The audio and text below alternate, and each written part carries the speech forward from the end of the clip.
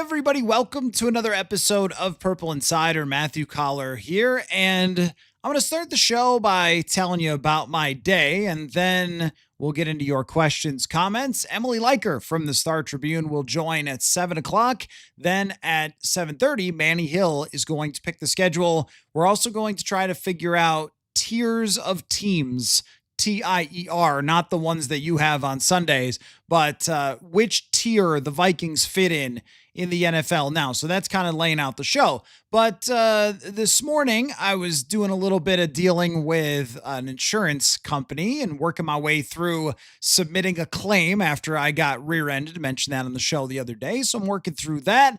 Then recorded a couple of interviews, including with Emily Leiker. All right, getting some work done, getting the Friday mailbag questions for the newsletter, purpleinsider.football. And then maybe you could tell, went out and played a little 9 holes, got some sun out there today. Beautiful day. Came back, got the injury report, thought, okay, there shouldn't be anything new on this injury. Wait a minute.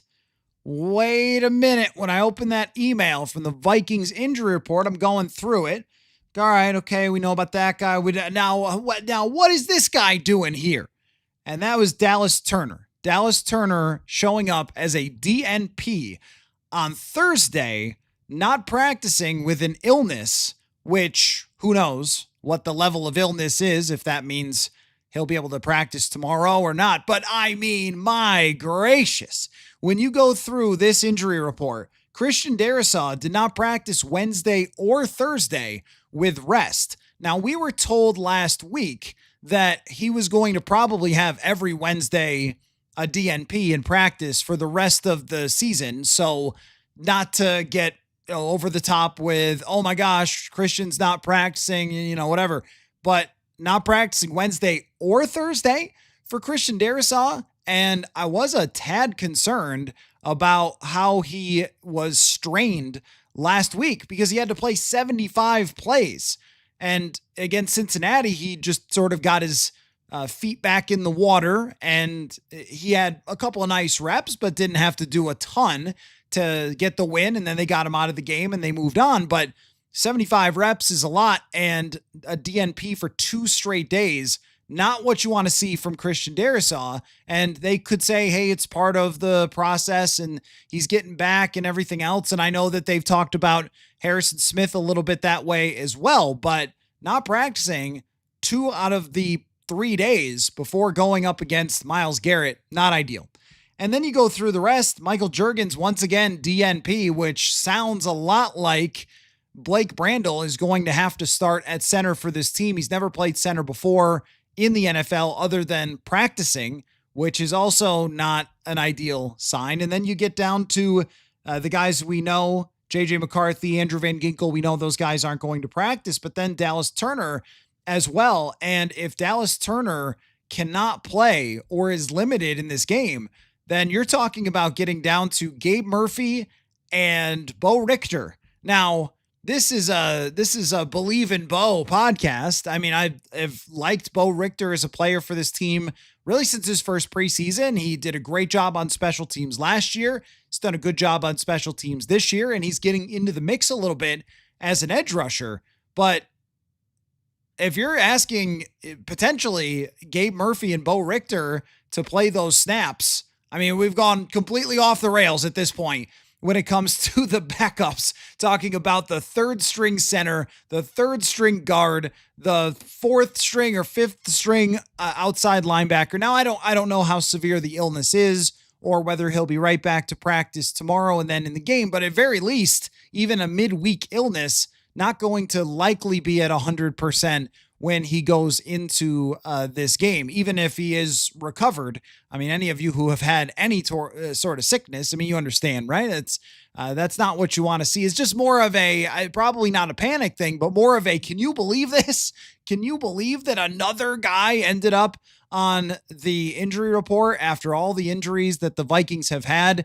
And I mean, I wouldn't be one to say this is why you should have signed a veteran outside linebacker or something. I think that they did feel good about Murphy going into camp, and then cutting him out of camp put that in question a little bit. And now you lose Van Ginkel. There's a trickle down effect, but you can't have perfect depth across every single position. I mean, I went into this season feeling like the Vikings overall had very good depth compared to the rest of the teams in the NFL.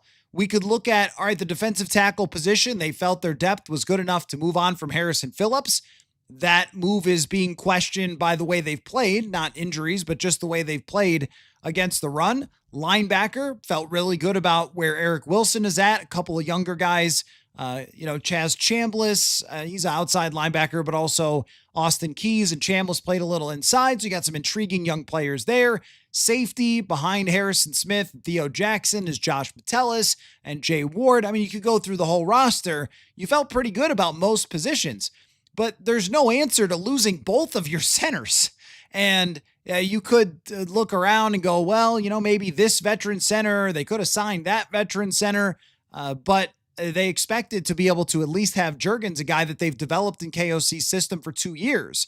And I think he's done okay. I mean, I don't think it's been by any means the next Matt Burke or Jeff Christie or whoever, but I think that Juergens has been not the biggest problem that they've had so far. But now, if he's not going to be able to play, and you're talking about Blake Brandel having to snap in the shotgun time and time again, it's hard for guys who are lifelong centers to do that, much less Brandel, who is also not exactly fitting of the size of most centers. I mean, this guy was an offensive tackle in college. He is 6'6", 6'7". That's not the size type that you really want because you have to get low as a center. You're going up against guys who are usually 6'2", 6'3", that are quick, that can get around you. I mean, it is going to be quite a challenge. And then welcome to the National Football League, Joe Huber, where on your side of the field, it's altogether possible Myles Garrett is going to run stunts at you, which is actually very likely. So not necessarily 100% Christian Darrisaw, just playing his 1.5 game or 2.5 game, 2 3/4 game against the Myles Garrett. Huber playing his first game ever. Brandel playing his first game ever at that spot. On the right side, School, who spent all year at left tackle in the summer, and now he's at right tackle. And now on the defensive side, there's even the potential for other outside linebackers to have to be used. Not that it was ideal in the first place to have Dallas Turner go from somebody who's playing 30 to 40 snaps at every point in his career to, hey, can you just go ahead and be Andrew Van Ginkel? Yeah, I know that guy showed up with 6 or 7 years in the NFL of training and played for Brian Flores before and hit the ground running and had played as a starter for many years, but maybe you could just do all the Van Ginkel things, like jump in front of a screen, pick it off, run for a touchdown. Come on.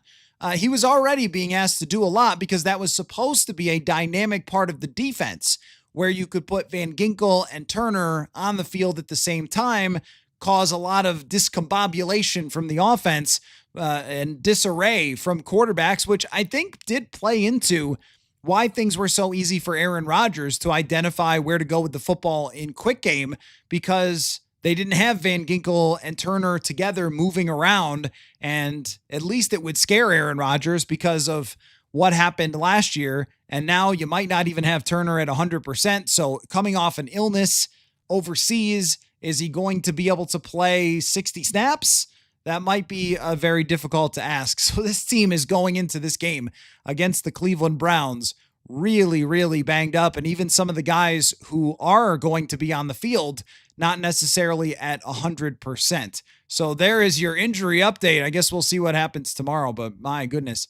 And tomorrow night, by the way, I'm going to be hosting on WCCO radio. So, but on the YouTube channel, there's Dave Campbell and I are actually doing a porch podcast. Since we're both back here and it's really nice outside, we're going to record a porch podcast tomorrow. That'll be fun.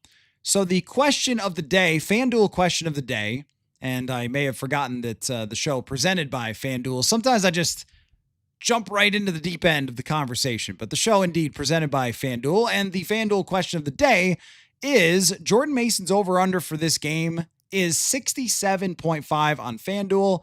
How many yards does he need to make you feel comfortable that the Vikings win this game? So if I told you Jordan Mason's stat line first, but I didn't tell you the result, how many yards would I have to tell you to feel comfortable? His over-under being 67.5, for me, that's probably at least 80, maybe even more than that, considering the state of the Vikings offensive line, which is just a complete mess going into this game against Cleveland. Couldn't be a worse opponent to have this happen against. And we should also get into this for your thoughts. It's just where's your feelings right now on the confidence to win this game? Because when the schedule comes out, we all pick W every single time. We've had Manny. He's going to pick the schedule again later, and it'll start with this game. And I promise you, Manny has picked a W every single time we've picked this game for the Minnesota Vikings to beat the Cleveland Browns. But I was doing the fantasy show earlier with Mike Shope, and we were talking about it, and he said, something about, not really thinking it's insane to pick Cleveland for this game. And normally I would have been like, how dare you? But with the injury report the way that it is, the backup quarterback in place, the defense struggling against the run game, this is one where if you don't win, then all hell breaks loose. And you feel like everything is tumbling down and going to hell when the expectations were so high. If you do win this game, then it's sort of, all right, season's still on. Let's see what happens and all that. It is a really enormous swing game for this team's entire season, because trying to go from 2-3 to the playoffs is very difficult. If you can't beat Cleveland, if you can't beat Atlanta, if you can't beat Pittsburgh, then why am I going to think that you're going to beat Philly, the Chargers, the Lions, the Packers? These are inferior opponents that you need to get past. But I think that everybody's confidence level, the Vikings would beat the Cleveland Browns when the schedule came out, and this is factoring in the typical fatalism and all that, would have been very high. It would have been like 75%. Yeah, you should win that game, but they're the Vikings but there's no logical looking at this game and saying, oh yeah, this could be more of a coin flip. The fact that it's only a 3.5 point game on FanDuel, and the Vikings are favored, but only by 3.5, I think really does tell you something about the viewpoint of this game from the outside world. Is like, after last week, the Vikings are not a dead set guarantee to win. And if they had their whole roster, I would say it should be, a 27-10 blowout. But now you have to wonder about just who this team really is with the number of injuries and now an illness that have happened. So give me a confidence level as well. Like, are you fully confident they'll take care of business, or are you kind of shaking in the boots a little bit? So Abby, thank you for the super chat. Abby says, since it's already a weird roster week, put in KOC at quarterback. I'd rather just have Max Brosmer would be fine. I know that a lot of people want to see Max Brosmer at some point. Maybe you will.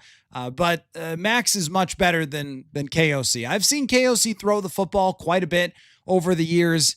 I don't think you want him at this age playing quarterback. Now, if he was still running the 4-5, then maybe he could get in there, run around a little bit. I don't think he runs the 4-5 anymore. So Horror Movies for Life says this isn't going to end well. And who would know better than you as the horror movie person? But if they lose, it's going to feel like a horror movie. I don't know how to handle a post-game show on Sunday, which will be about 20 minutes after the game. I don't know how to handle a post-game show where they lose to the Cleveland Browns, because last week it was a real split of reaction to my post-game comments, which the short version was, after losing to Pittsburgh. And there were a lot of people who said, hey, yeah, that's exactly how I feel, as it felt like the season pushed to the edge. And then there were a lot of people who said, you overreacted, you were way too negative. And I mean, I just give my opinion and then you take it however you're going to take it, usually based on what I saw and the facts. And it's crazy how it works like that, but not some angle specifically to be positive or negative, but just what I saw and what I think. And what I saw was a lot of problems that could potentially carry over. And what I think is that it is pushed to the brink this season. And if you get to 2-3, it's just really tough to see what the path would be to this team being very good. If they're 3-2, then that's on the table. But you have to factor in not just the W and L, the wins and loss, 3-2, 2-3. You also have to factor that you would have lost to the Browns. Like that would mean 3 really bad losses. The Falcons, not a great team, a good enough team. So you can forgive some of that, but you couldn't forgive losing to a team following last week and that debacle in some ways in protecting the quarterback and getting the football out and stopping the run and all those things that went wrong. Coming off of that and then not being able to bounce back would also be more or less, I mean, it's hard to say it's a death knell. I mean, it's a long, long season, but it would be much more than a body blow to the season. I mean, the season would be on the mat with its face down and the referee counting 1, 2, 3. He's not at 10, but he's counting if you're down after losing the Cleveland Browns. And then there's uncertainty at quarterback and there's uncertainty with the health of the team. And will you ever be 100% or even close on the O-line, all those things. If you get a win, then you come in here for the postgame and go, whew, okay, season's still on. And then you go Kevin Garnett, I guess, like anything is possible after that.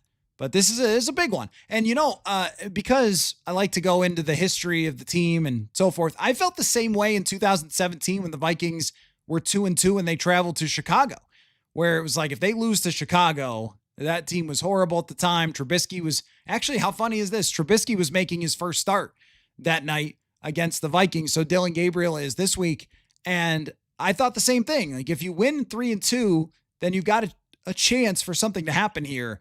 But if you go to 2-3 and you can't beat the Bears and a first-time starting quarterback, this season's in a lot of trouble. And they won that game and then got on a roll, and Aaron Rodgers got hurt, and they went from there. So it is a long season still, but that's how it feels at the moment. And when someone called horror movies on YouTube here is saying it's not going to end well, that person might know. You have seen a lot of horror movies following this team. That is true. Let's see. Mark says, how many edge rushers do we even have? The answer is not very many because the depth chart would go Jonathan Grenard, then Dallas Turner. Well, obviously Andrew Van Ginkel, then Dallas Turner. Then after that, it's Bo Richter is on the active roster, Chaz Chambliss on the active roster, and they would bring up Gabriel Murphy. And I don't think there's anybody else. So that would be undrafted free agent, and undrafted free agent. Not that those guys can't play potentially, but it's not like the first round draft pick that you were putting a lot of emphasis on for this year. And it's a bad break that he would have an illness in the middle of the week and he may still be fine and he may still play. But even the idea of him not being at 100% and then having to play a ton of snaps, they may just have to use Bo Richter, who was on the field last week. And I think that Richter took some steps forward this offseason, got a ton of reps. And just because he's undrafted doesn't mean he's not a great athlete. He is. He was actually picked up by the Vikings in part because of his freaky athletic traits. But, we are talking about a guy who hasn't played much. And that's really the theme of so many players that are being tossed into the mix here, where you have Joe Huber, who's never played before. And last week they got a good performance out of Zay Scott, but, Zay Scott's got to go out there and play, and he's never played before. So there's a lot of that bouncing around this team right now of, hey, kid, you better go in there and figure it out. And there might be some of that at outside linebacker if Dallas Turner is anything less than 100%. Gazinkad said, hopefully he doesn't catch what Harrison has, because that's apparently a 6-week bug. We don't have to get into that. But with Harrison Smith, though, it's been a problem. It is a problem that Harrison Smith has not been able to be on the field and be 100%. And when I look at the defense, they've just been in really tough. So there's a part of me that's sympathetic to what the defense has done outside of the Cincinnati game last week against Pittsburgh, where they're putting all the 6 linemen and they're running and you don't have your run stoppers and it's just tough, right? And you're on the field a lot because the offense is turning the ball over and et cetera, et cetera. They've had to be on the field for a lot of plays. At the same time, I think that they've really, really missed Harrison Smith being out there for every single play. And is he going to be back to 100% after the bye week with 2 games under his belt of playing maybe 20 snaps? Or is that how it's going to be for a while? That we don't know. But when Harrison is out there, it's a different world. It's a different world because of the things you can do pre-snap. And it's also a different world because he's still a very good tackler, and there's enough still in there for him to be a playmaker. And you're also getting, it's not just one player going out. It's kind of like with a basketball team where if you have your secondary scorer and he's pretty good in that role because he gets good matchups, and then LeBron goes out and you're like, hey, guy who Zadrinas Elgauskas, like, can you just, like fill in what LeBron did? Can you just do that? That's pretty hard to do. Kind of like, really the more prudent example would be the Lynx when they lose Nafisa Collier. And Kayla McBride did an amazing job in that playoff game, but you're losing an MVP candidate. You can't just kind of slide somebody up and somebody else then ends up out of position and they're not doing the things that they would normally do in their role. And that's, if you're missing Harrison Smith, then you're asking Josh Metellus to play a traditional safety spot, which is not what he does. Josh Metellus is worth, what was it, $14-15 million. He's worth that as a box safety. Like, that's how he made his money, was being a great box safety who can drop back in coverage and who can tackle and who can play in the slot and all those things. But he didn't make it like Cam Bynum as a deep safety. And it's just a harder situation for him, I think, with his skill set, where he's just a perfect fit to do what he's been doing for the last couple of years and not quite as much in a different role. But that's what happens when you're missing guys. So there is this kind of tumbling down effect of, well, you're missing this guy, but then that guy has to do too much and you can't be the same version that you expected to be. Christopher says, thoughts on benching Ivan Pace and keeping Wilson when Cashman comes back? Fully support it. I think Ivan Pace is good in the right situation, and we have seen at times the right situation previously.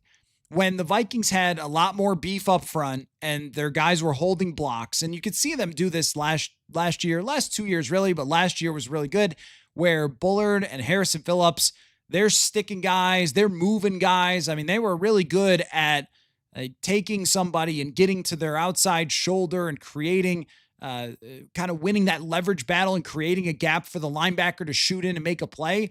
And that's what Ivan Pace has to do in order to thrive. If you're getting guards out to him at his size quickly, and they're not being held up along the way by Hargrave, by Allen, or Redmond or Levi Drake, if they're getting there quickly, he's just going to get eliminated, and hasn't really had the same type of impact over the first that he did over the first year of his career, and even at times last year. I also think that teams get to know who you are and they target him in some ways in coverage.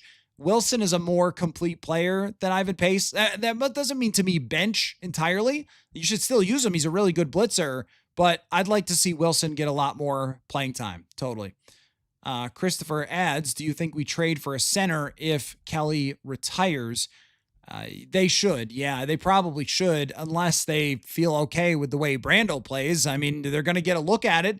Brandel has been a starting lineman in the league before. All of last year, he was not an above average starter, but he's been a starter. And if he plays well as the center, then they might feel okay about the backup situation there. I think it's one of the hardest positions in football, because you talk about trading for a center, but I don't know who's trading you a center. Like, what team has 3 centers hanging around? It's like, let's just deal them. Or maybe you get lucky and there's a team out there. Let's check Tennessee. Who's playing center for Tennessee? I'm going to tell you the deep, dark truth. I have not watched Tennessee this year for really super obvious reasons. So I don't know who their center is. Let's see. Because that would make sense, I guess. I think it's a really hard position to get traded, because you just have, that would be Lloyd Cushenberry. Maybe Lloyd Cushenberry doesn't grade out very well, but I don't know.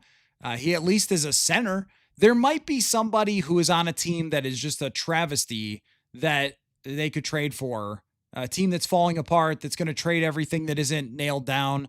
I guess that's possible. I just think with all the checks and all the calls that have to be made, it's not an easy thing. it's not an easy thing to just step in and take that center position when you haven't been in the offense. Cincinnati, Ted Karras, we kind of saw that. That was very ugly, but I guess they might be looking. He's a veteran. They might look to trade him. I don't want to count it out, but I also don't know that it's something that would happen. Cade Myers plays for Carolina. I don't really know a lot about him. Looks like he's on the younger side, so I don't think they would trade him. Yeah, there's not a lot of options when it comes to centers. It's not like wide receivers where a team can have 2 or 3 good ones. Like teams have one, and most teams don't even have a good one. So if they do, they're probably going to keep them. DC says, game over, pack it up, bring on 2026. Well, the crazy part about this season is if you get to 3-2, the number of players who could come back within the first week is wild. I mean, who could? I'm not guaranteeing they will, but who have the potential to return. Donovan Jackson, Aaron Jones, Blake Cashman, possibly Brian O'Neill, maybe by the Thursday night game. I don't know the exact prognosis for him. Andrew Van Ginkel, I guess we'll continue to wait and see. Neck injuries really concern me, but nonetheless, we're talking about 5-6 guys who are Pro Bowl caliber talents or first round picks who make a huge impact. You get them back and then maybe start J.J. McCarthy. We don't know that yet, but you start J.J. McCarthy and it clicks for him with Addison and Jefferson out there, and then off you go. And maybe you've got a season and you're fighting for a playoff spot with the rest of the NFC teams that are just kind of, we're going to go over those buckets and tiers later, but we're just kind of in a tier of being okay and maybe potential playoff teams, and then your season's back on. So it doesn't have to be over, but you lose this game, it's going to feel that way. Mark says, trust Gabe, to be honest. I mean, as far as Murphy goes, he's been good in camp and preseason, hasn't gotten in a lot. So I don't know. Brett says, are some of these new injuries because of field conditions in Ireland? I don't think so. But I don't know. I mean, it seemed like there was a lot of struggle moving around in Ireland. Definitely not Dallas Turner's illness, but maybe some of it. I mean, Ryan Kelly, that was a tough one. He just hit his head. I don't know. I don't think so. They weren't great, but I didn't hear anybody talking too much about that as if, wow, it was so horrible that they couldn't possibly play. As far as Jordan Mason and the FanDuel question of the day, DC's got 100 yards for Mason. The idea was if I told you, hey, here's what Jordan Mason did today before I told you the score, how many yards would you need to hear to be confident that they won? 70. As far as I also asked about confidence in them winning this game, and a lot of you 50-50 on that. Hard to say. 78 yards for Jordan Mason, 50-50. Yeah, I mean, I understand a lot of you being 50-50 on this game. Because with Dylan Gabriel starting, he could easily throw 3 picks and then it's just over, and it's the same as Cincinnati. And then you go, wow, how about that? What a victory. But if Gabriel can move the offense at all and Judkins can move the offense at all, then it's going to feel very, very different. Horror Movies for Life's got 80 yards for Jordan Mason, being what you would need to be confident that the Vikings win. Eric says if they drop this game, then the prospects of the season look bleak. How do you think the organization moves forward? Well, I mean, for the rest of the season, you're playing it out, but you're definitely playing J.J. McCarthy. Like, there's no question then. There's no debate. I think there shouldn't be anyway, even if it's a great day for Carson Wentz against Cleveland. Maybe KOC will feel differently. But if he loses, then what your whole goal after that is, because we've seen this whole, hey, we lost 3 games this one season and made the playoffs. Okay, right. But it would be a very, very steep hill to climb. But the idea for me about what the season is about is assessing everything you have. Which older players still have it, what J.J. McCarthy is, what you're going to do with your salary cap, what you're going to do in the offseason. You're starting to formulate those plans the rest of the way.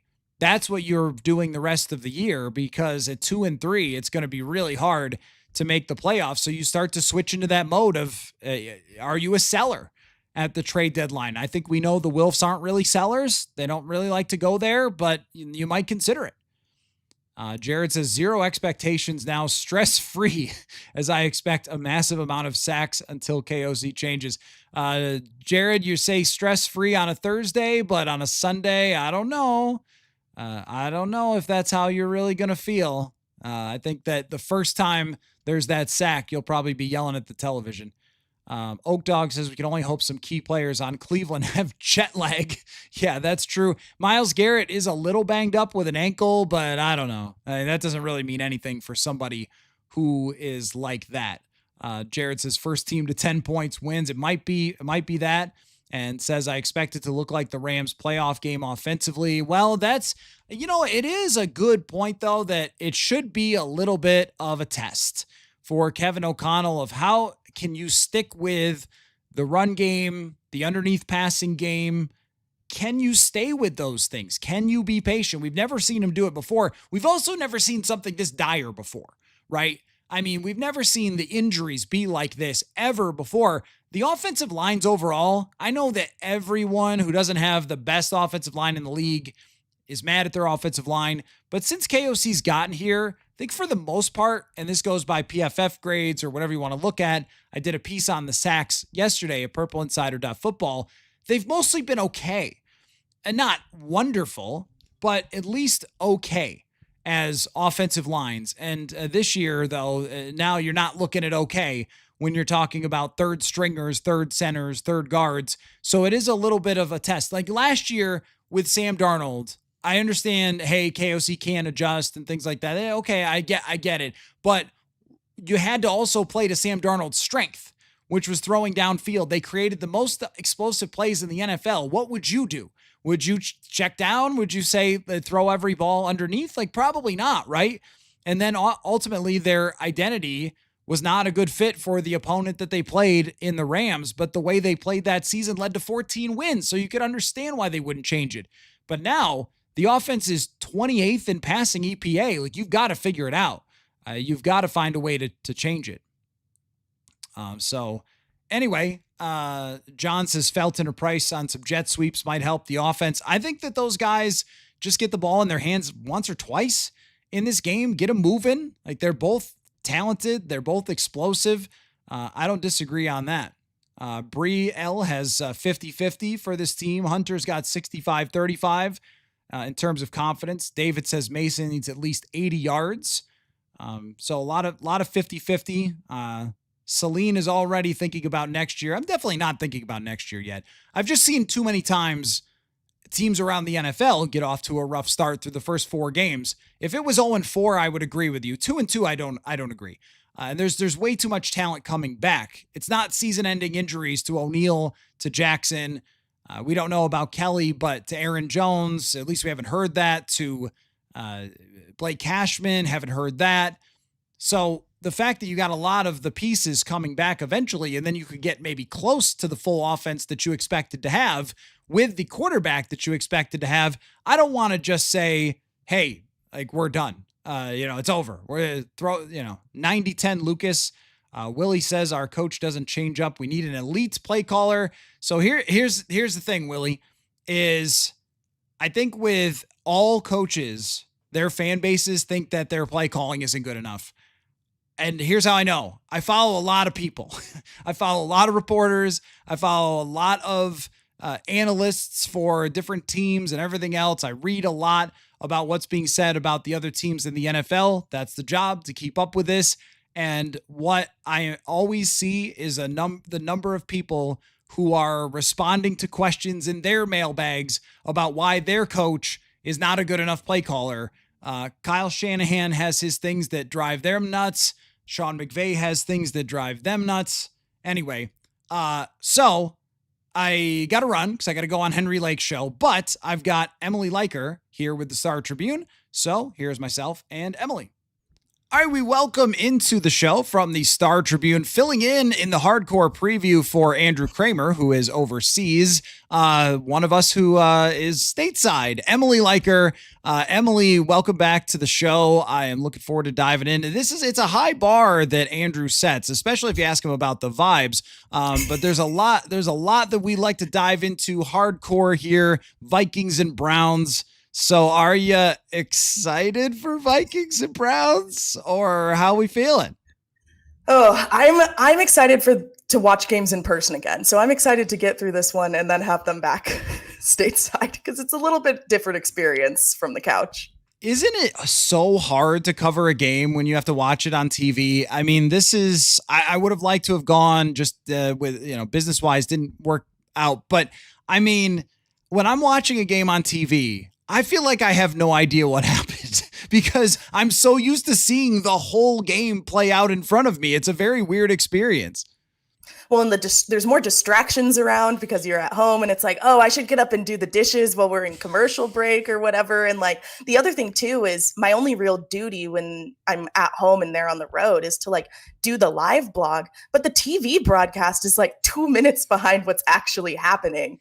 So like it'll come up in the stat system and be like, oh, yep, they just scored a touchdown. And I'm like, well, I'm still 3 plays behind watching, and I'm not going to be able to write what happened until I actually see it. Well, at least the fans who are watching for your live blog, I do a live chat too. At least they're like, you're not spoiling, because I always have to worry about True. that for the live chat with fans, because I'll be like, oh my gosh, and they'll be like, oh thanks. Then you just ruined what play just happened. So we'll be back though for the Eagles game at US Bank Stadium. But for now, it is the battle of the offensive lines who are playing guys most people have never heard of, and defenses that are good, and quarterbacks that weren't the starters on day one. I mean, what a messy matchup this is likely to be. I think the place to begin here is with the Vikings offense versus the Browns defense. It is a really, really talented unit. They've given up high point totals mostly because their offense is horrendous. But what do you think that Kevin O'Connell needs to do to try to survive with Carson Wentz this week against the Browns, knowing that they're not going to have anything close to a starting offensive line? I mean, I think the biggest thing for both of these teams, right? And this sounds so basic, but it's minimizing mistakes because both of these defenses are so good that anything you do to trip yourself up, they are going to capitalize on. Like you do not need to be helping these defenses do their job. You need to be keeping everything as crisp and clean as possible. I think more of the quick passing that we've seen from Wentz, he's now got like the third fastest time to throw in the league right now. I think 2.62 seconds between release there. And then one thing I was interested in looking at is that the Browns haven't done great against the intermediate passing game. They're fine in the short. They do pretty well with like the long and the deep passing, but the intermediate game is where they've like struggled as a defense a little bit.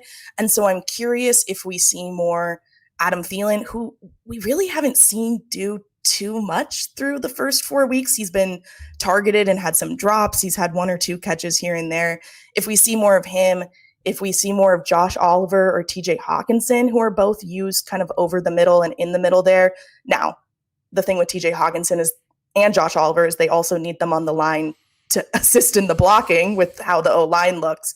But so, yeah, I think the quick passing game and then that intermediate area of the field, I think will be kind of the bread and butter for the Vikings offense this game. It's so interesting to me when I look at the film and the data about their success or kind of lack thereof in the middle of the field, where last week we saw Justin Jefferson hit some in-breaking routes, and I think he had 68 yards or something between 10 and 19. And other than that, we haven't seen a lot of that. TJ Hawkinson's lack of a consistent presence in this offense, I'm trying to pin down a lot of things where, like, why are they taking so many sacks? Why are they not getting the ball consistently to TJ Hawkinson?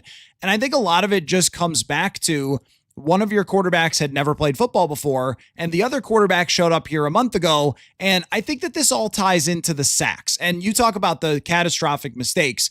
There's been a ton. They are number one in the NFL in sacks taken. And while I think that a lot of that is on Kevin O'Connell and it is on play calling and scheme, I also look back, and I did this for an article about their sacks previously. They're, since 2022, they're 15th in sack rate.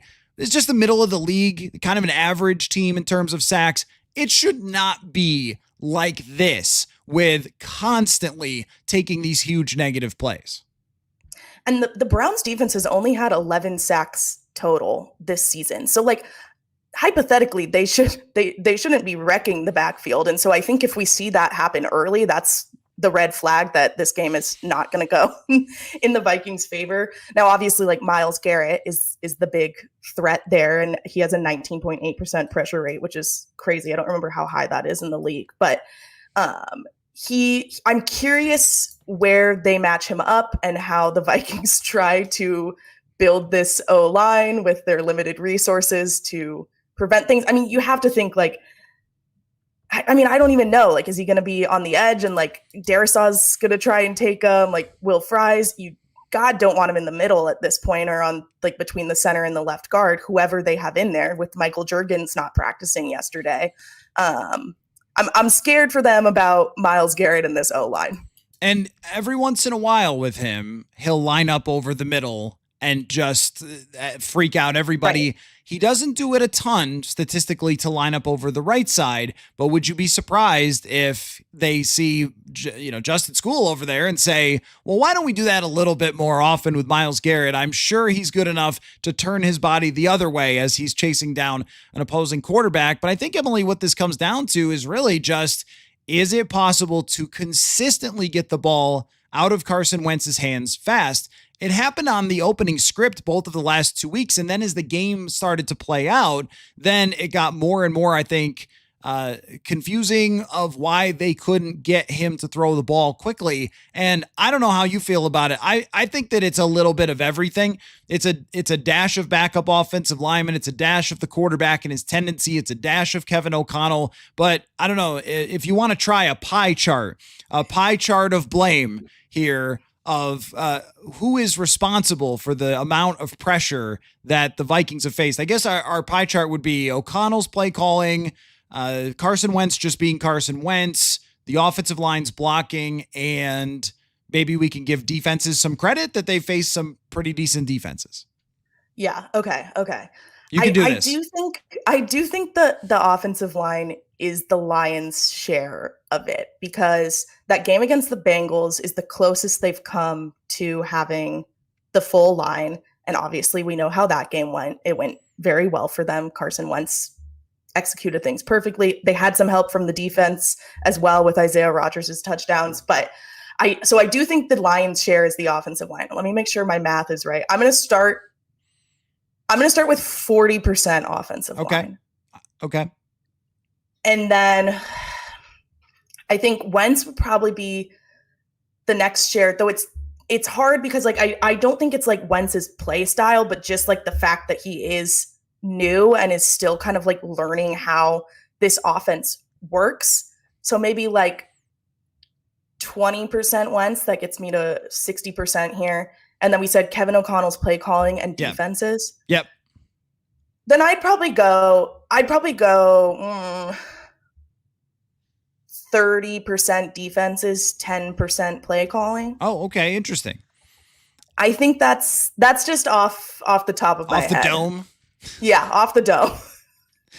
So, yeah, that's I mean, playing this many backup offensive linemen, you're kind of you're going to get that. It's just hard. Right. It's hard. The Pittsburgh Steelers have a ton of great players. They deserve credit for that on the defensive line.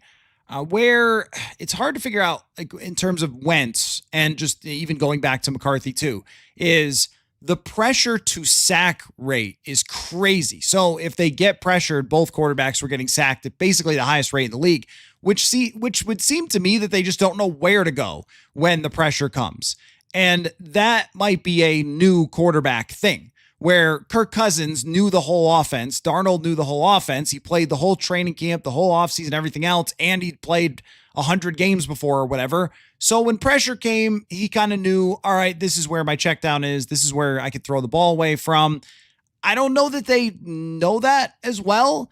Like the sack on the first drive is probably a great example of that, where Carson Wentz looks to his left and there's some guys double teamed over there, and he just doesn't get back to where he's supposed to be and takes a sack. It's like, does he know that Jefferson is there? Does he not? And that's why picking apart these things are so difficult. I don't think you made a bad pie chart at all. I think where I might put a little more is O'Connell, because you have to be aware that your quarterbacks have this flaw and inexperience in this offense. Yeah, no, and I think that's fair. And it's like hard too, because it's like he's been calling with two separate quarterbacks now. And it's like, Right. well, how do you judge the calling with JJ versus the calling with Carson, who, yes, has only been here a few weeks, but as everyone's been repeating, has played so much football that it shouldn't entirely matter. Like, it matters a little bit, but he also has the experience to just go in. So yeah, I think that's also an acceptable take, is giving O'Connell a little bit more of the blame and then taking it away from the defense's credit. So I've been fascinated by the over-under for this week because it is so unbelievably low on FanDuel, 35.5, which is, I laugh every time. I just can't, like, you just don't see over-unders that are under 40 points very often. The question I asked the other night was how many points the Vikings need to score to win this game. How good does the offense have to be against Cleveland to win this game, you think? I will say that I don't think all of the points are going to come from the Vikings offense. I feel very strongly that there's going to be defensive points in this game from the Vikings defense. I mean, we've all seen Isaiah Rodgers through 4 weeks now, and I think there's other guys in that secondary that just haven't quite been activated yet, and will have the chance to really show off against Dylan Gabriel, who I know we're going to talk about. I don't know. How many points did they need to win the game? Yeah. Like 24? Like, I do think it's a relatively low number. Mm-hmm. I went even lower. I went 17 the other night. Okay. I mean, because I just feel like a 17-10 game is kind of where this is going. Let's go over to Dylan Gabriel, though. Totally unknown here. Very, very good college quarterback. He is dealing with a really poor offensive line. Set of weapons should be better based on their names. And I can't figure out, Emily, whether Joe Flacco is just so cooked that he couldn't do anything with an offensive line that's not good. And maybe a quarterback with a fresh arm can come in and do something, or if there's just no chance for a young quarterback against Brian Flores' defense. The first thought I had when I saw that they made this change, besides, oh, interesting that they made this change before this game, knowing that they were going against Brian Flores' defense, is I do wonder, I don't think Dylan's as mobile as Caleb Williams is, but I do wonder if they've seen what some of these more mobile quarterbacks have been able to do against Flores' defense and said, look, Flacco is not that. He's too old to be that at this point. Let's try and put our guy in there and give him the chance to scramble. I think his draft profile also noted, because I went back and looked through that because we don't have a lot of tape to look at, noted that he is pretty poised in the pocket, even like he can scramble, but he's not jittery, which is, I think, what we were seeing a lot from JJ in some of those instances in games 1 and 2, was like getting a little too jittery and fleeing early. So I don't think like Dylan's going to be hyper mobile, but it seems like, just from what I've read and what I've been seeing, that he knows when to go mobile. And I'm wondering if that was what ultimately Stefanski and the rest of the coaches there were like, let's give this guy a shot against this defense because we know there's maybe room to get some yardage on them there. I think that he does have a bit of athleticism to him and a strong enough arm. Just watching a little bit from preseason, and there's not, like you said, not much else, but velocity on the football is pretty good from a guy who doesn't have a ton of size. And you do see that poise in the pocket. There's no way to emulate what Flores is going to do to him, though. I think that if Dylan Gabriel, think about how many yards Aaron Rodgers needed to win the game last week. He needed 200 yards to win passing. He needed one big play and then one good drive. I think this comes down to Quinshon Judkins and whether they could stop the run. And I would be very interested in your opinion about what you think the Vikings will change this week after what they saw, because they can't have watched Kenneth Gainwell steamroll them and been like, what we should do is the same thing. I've got to think that there should be some sort of tweak coming to how they handled the defensive line, the front seven, because Judkins does have that capability of running over you. Yeah, I did have the thought of, I wonder if this is a more heavy Jonathan Allen, Javon Hargrave. Those guys are obviously playing the most snaps in this season regardless, but they have been really purposeful in that rotation of the D line. And I do wonder if they'll just sink into those guys a little bit more as anchors in this game and after what last game looked like. I'd have to think you're putting more in the box a little bit more, maybe going with more 4-down linemen instead of like some of the 3 stuff, especially when you also factor in that Andrew Van Ginkel's going to be out again and that whole scenario there, which doesn't seem like it's going to clear up anytime soon. Yeah, but the thing about the rushing attack though too is like so much of it is that they get to the second level and the tackling hasn't been there. And we see them practice the tackling. They say that they practice the tackling, and I just like don't know what the solution is when you're not tackling well, even though you seem to be practicing it. I think that they're a little overmatched size-wise by teams' offensive lines, and that's hurt them not having Cashman. I think that at this point they would have Cashman and Wilson in, the way that things have gone for Ivan Pace Jr. this year so far. And I wouldn't be surprised if we see that when Blake Cashman returns, that there's a lot more Eric Wilson on the field with him. They need him. Van Ginkel's a great player against the run. He's a guy who could play inside or outside linebacker. Missing him is huge. But I like your idea about, I mean, maybe you could be talking about getting more meat on the front, like putting in even more often Jalen Redmond with Javon Hargrave or Jonathan Allen. And I think Hargrave has been the guy that opposing teams have really attacked. So you might end up with a little more Levi Drake Rodriguez, but he got pushed around a bit last week as well. I was even wondering if they would elevate Taki Taimani and throw him in there, just knowing that Cleveland, I mean, this is Kevin Stefanski. This is what he does, he is a run first type of play caller. And I think that not having that one guy who can fill up some gaps has been problematic for them. Yeah, I could see that. That's a good thought. Just get another body in there. Has Taki been elevated at all this season? I don't think so. He played early last year and then got hurt, and then we did not see him. So let's talk about just the weapons that Dylan Gabriel's going to have. Offensive line, they have really, really struggled. They had to trade for Cam Robinson, which, as we know, is a panic button that you push from the Vikings last year. They have names of guys. Njoku is a big name. Jerry Jeudy's a big name.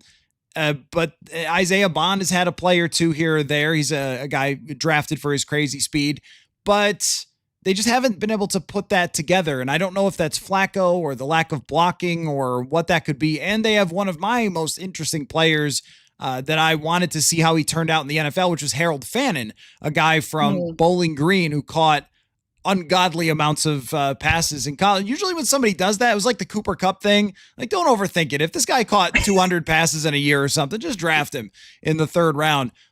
But are they going to be able to get going with their weapons against this secondary, which I think has not, aside from the Cincinnati game, not really lived up to the expectations that we had?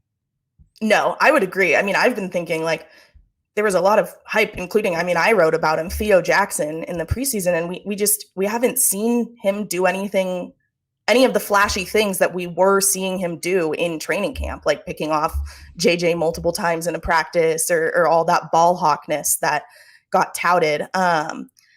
Yeah, they're looking at their receiving core stats right now is interesting. It's ugly. Hideous. Yeah. It's not great, and it's like their top three targets, like none of them have had a passing or a receiving touchdown yet. That's a tough one. Just looking at this, it's so weird because, like you said, it is these names like David Njoku. You would think would be doing more if they weren't. Here's what I'll say: is if they weren't able to do stuff with Flacco, I don't know that game 1 with Dylan Gabriel, they're going to be able to do much either. Maybe a couple games from now, once Dylan's settled in with them and they've all settled in with each other, we'll start to see and we'll turn around and be like, oh, it's good the Vikings got the Browns when they did or whatever. But I just don't think that you're going to be able to see like a sizable difference just because they made the quarterback switch. I think it's a good litmus test for the defense because outside of the Cincinnati game where it was just the most random, insane thing that it will probably never be repeated what they did in that first half, it has been average as a defense, I think.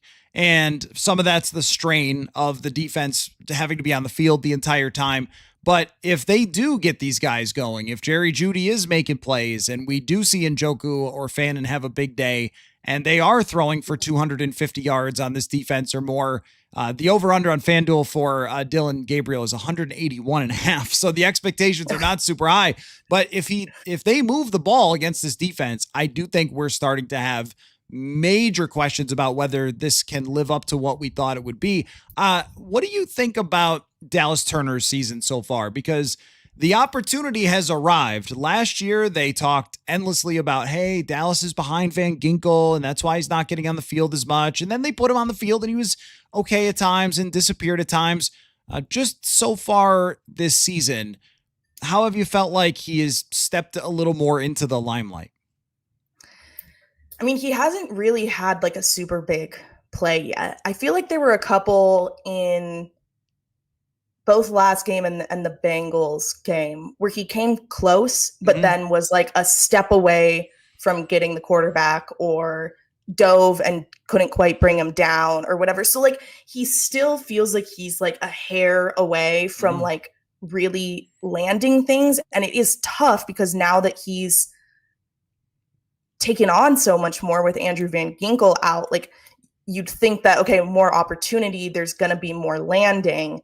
And it just, there hasn't been more landing yet. Now, I will say all of them have kind of been struggling with bringing down guys like Caleb, thinking back to week 1 when Caleb Williams was just evading everyone in the backfield and then gaining 12 plus yards downfield. Like it's not just a Dallas problem, but I think you would want to see a little bit more from him, just given the fact that he's having more opportunities and he's spending more time on the field than he did last year. Because he's at 12 tackles right now, 1 sack, so he does have a 10-yard sack. I don't remember what game that was in. That was Michael Penix. It was kind of, was it like an unblocked or like a cleanup sack? Yes, it was a cleanup sack, because then I think we asked about it post-game, and he was like, oh, well, I think Hargrave put pressure on him or something like that. One of the older, more veteran defensive linemen had kind of initiated things, and he closed it out. So he's close, and I wonder if it will just be a matter of like having one really good game that gets him in a kick of having a lot of them, like if it just needs to happen once for it to happen again. But you'd want that to come sooner rather than later. And like this week feels like it could be a perfect opportunity for that. Yes, because he's got a favorable matchup and a young quarterback who is also left-handed, and he's going to rush off the right side a lot. Turner has 11 pressures to just 1 sack. So I think that's a good point. He's got about the same number of pressures as TJ Watt, Rashawn Gary, and Montez Sweat. So like he's getting some pressure on the quarterback, just has not been able to finish those so far. What is your X factor to the game? Do you have something that's kind of random? I have one that I want to hear yours out there, and you can think about an X factor. Well, the kicking discussion has gotten really out of control with kickers making 54, 50. I saw a chart from a guy on Twitter about how the percentage of makes for a 56-yarder is now what it used to be for a 46-yarder, which is totally crazy. They are in London. It does get weird in London, but in a game where you might be talking about 2 teams just beating each other with pool toys for 4 quarters, you might see Will Reichard have to be the star of this game, and Cleveland's kicking not as good as what we've seen from Will so far. He has been fantastic thus far this season. I think that the kicking game overall might end up being, and look, I mean, the punters, coffin corner, like in a game like this where we're expecting 20 points to maybe win it, you could end up with a lot of kicking and everybody over in Europe being very, very excited to see people kick the old pigskin around. Yeah, special teams is a good one. Andre Schmidt, the Browns kicker, was Syracuse's kicker my first season that I was there. That was his last year. So a little tie-in personally for me, or a callback. But yeah, kicker, I mean, I've been astounded that we've gone 4 weeks with like basically the same script pre-halftime, where like Will Reichard comes out and gets to like have his big moment, and then it doesn't really like, it hasn't helped much in the end in 2 of these games. But yeah, special teams is a good one. My gut, I think, is taking me back to that intermediate passing game and trying to get more guys involved in that midsection of the field. And someone that we've seen a little bit of, but not quite as much as we did in training camp, I feel like, is Josh Oliver. Yeah. And I'm kind of wondering if they can scheme up Josh Oliver to do a little bit more in this game. Maybe leave TJ doing some of the blocking and get Josh out in the field a little bit more and capitalizing on that, because we did see him really kind of activate in that receiving game in training camp and have some good plays there. And that just hasn't quite happened yet for him. So yeah, now obviously that hinges upon everything we talked about with Wentz and the O-line and the ball actually being able to get out of the backfield. But I think if they can get things going, I'll be intrigued to see how much he's used.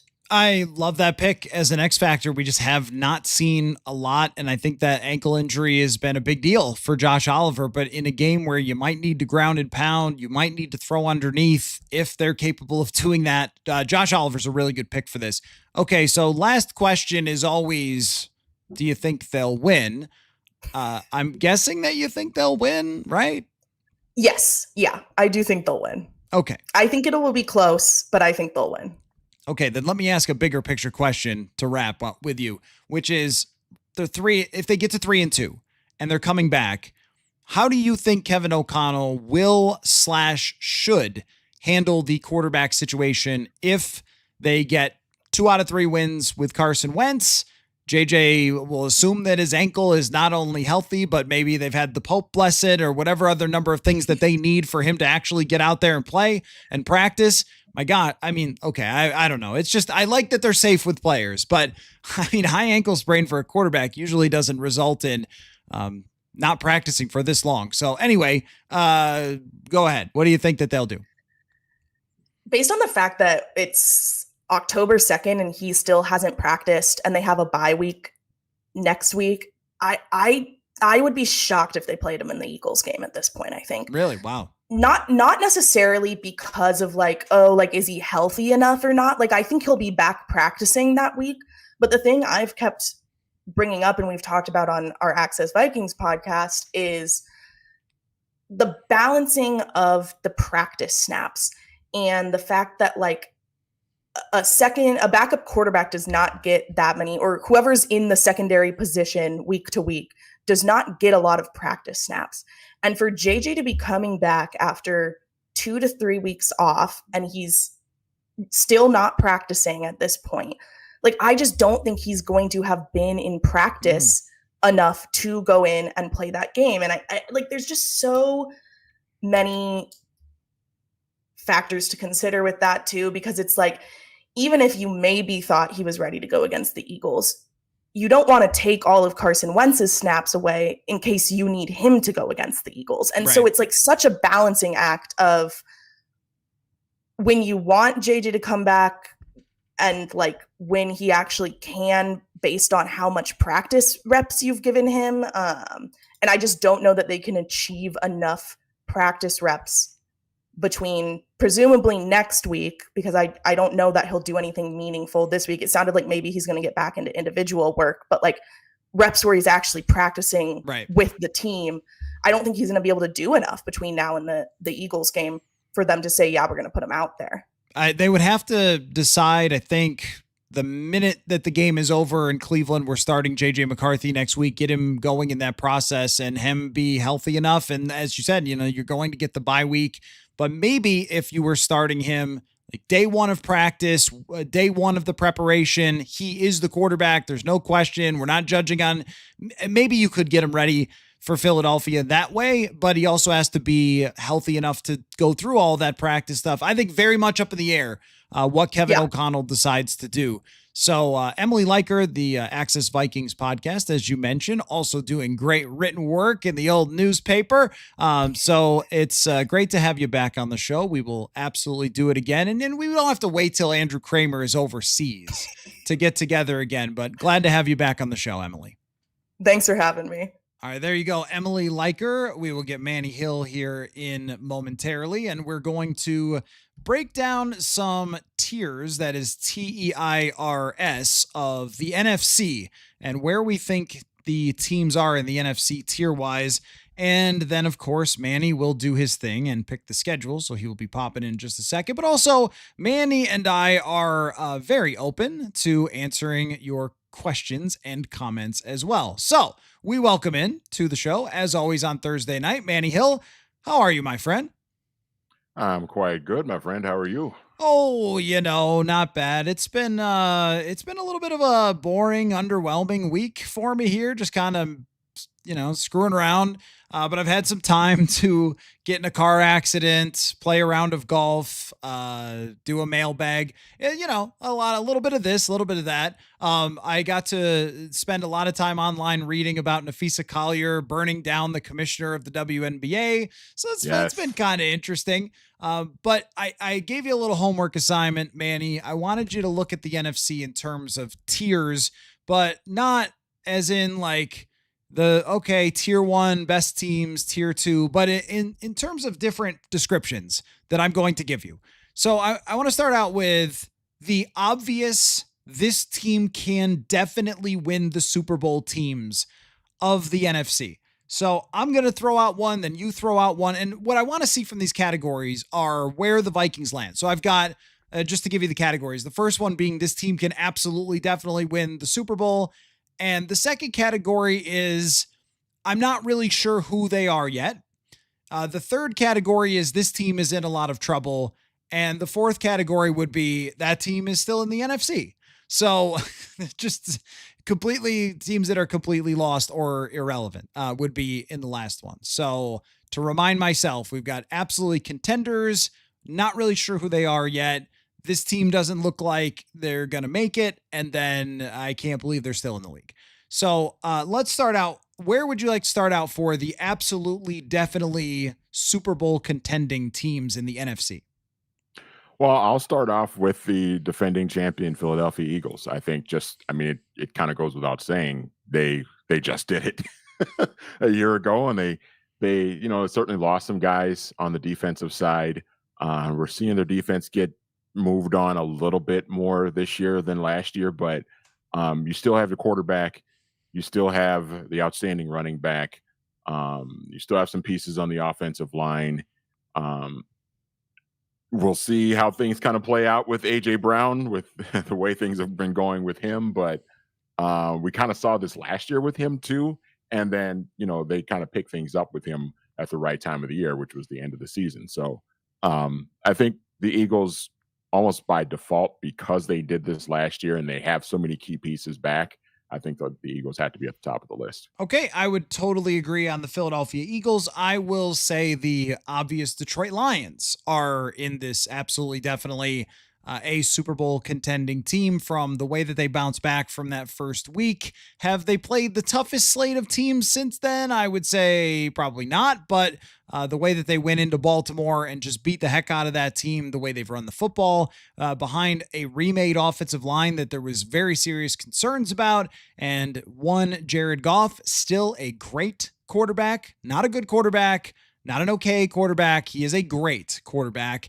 And if you don't agree, then check the quarterback rating since 2022 in the NFL. He is number one. The Lions team, number one. Not that I have to tell Vikings fans, he has ripped this team apart many times. I can't stand that the guy never gets the billing of top quarterbacks and yet is always there statistically. But anywho, Detroit for sure would be on my list of Super Bowl contenders.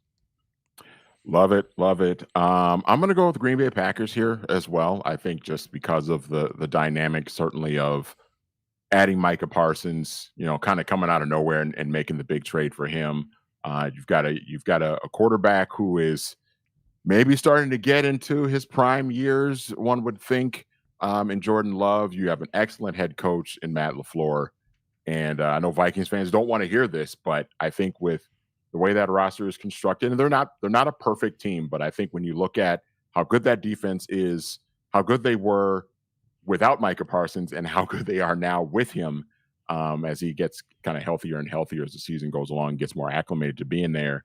And then you've got the quarterback as well and the head coach. I think the only question mark is, do they have a true number one wide receiver? That's kind of been the the one thing that people have kind of questioned about them the last couple of years. But I think outside of that, I think they have all the makings of a team that, yeah, they can win the Super Bowl. I know Vikings fans don't want to hear it, but I think they're there.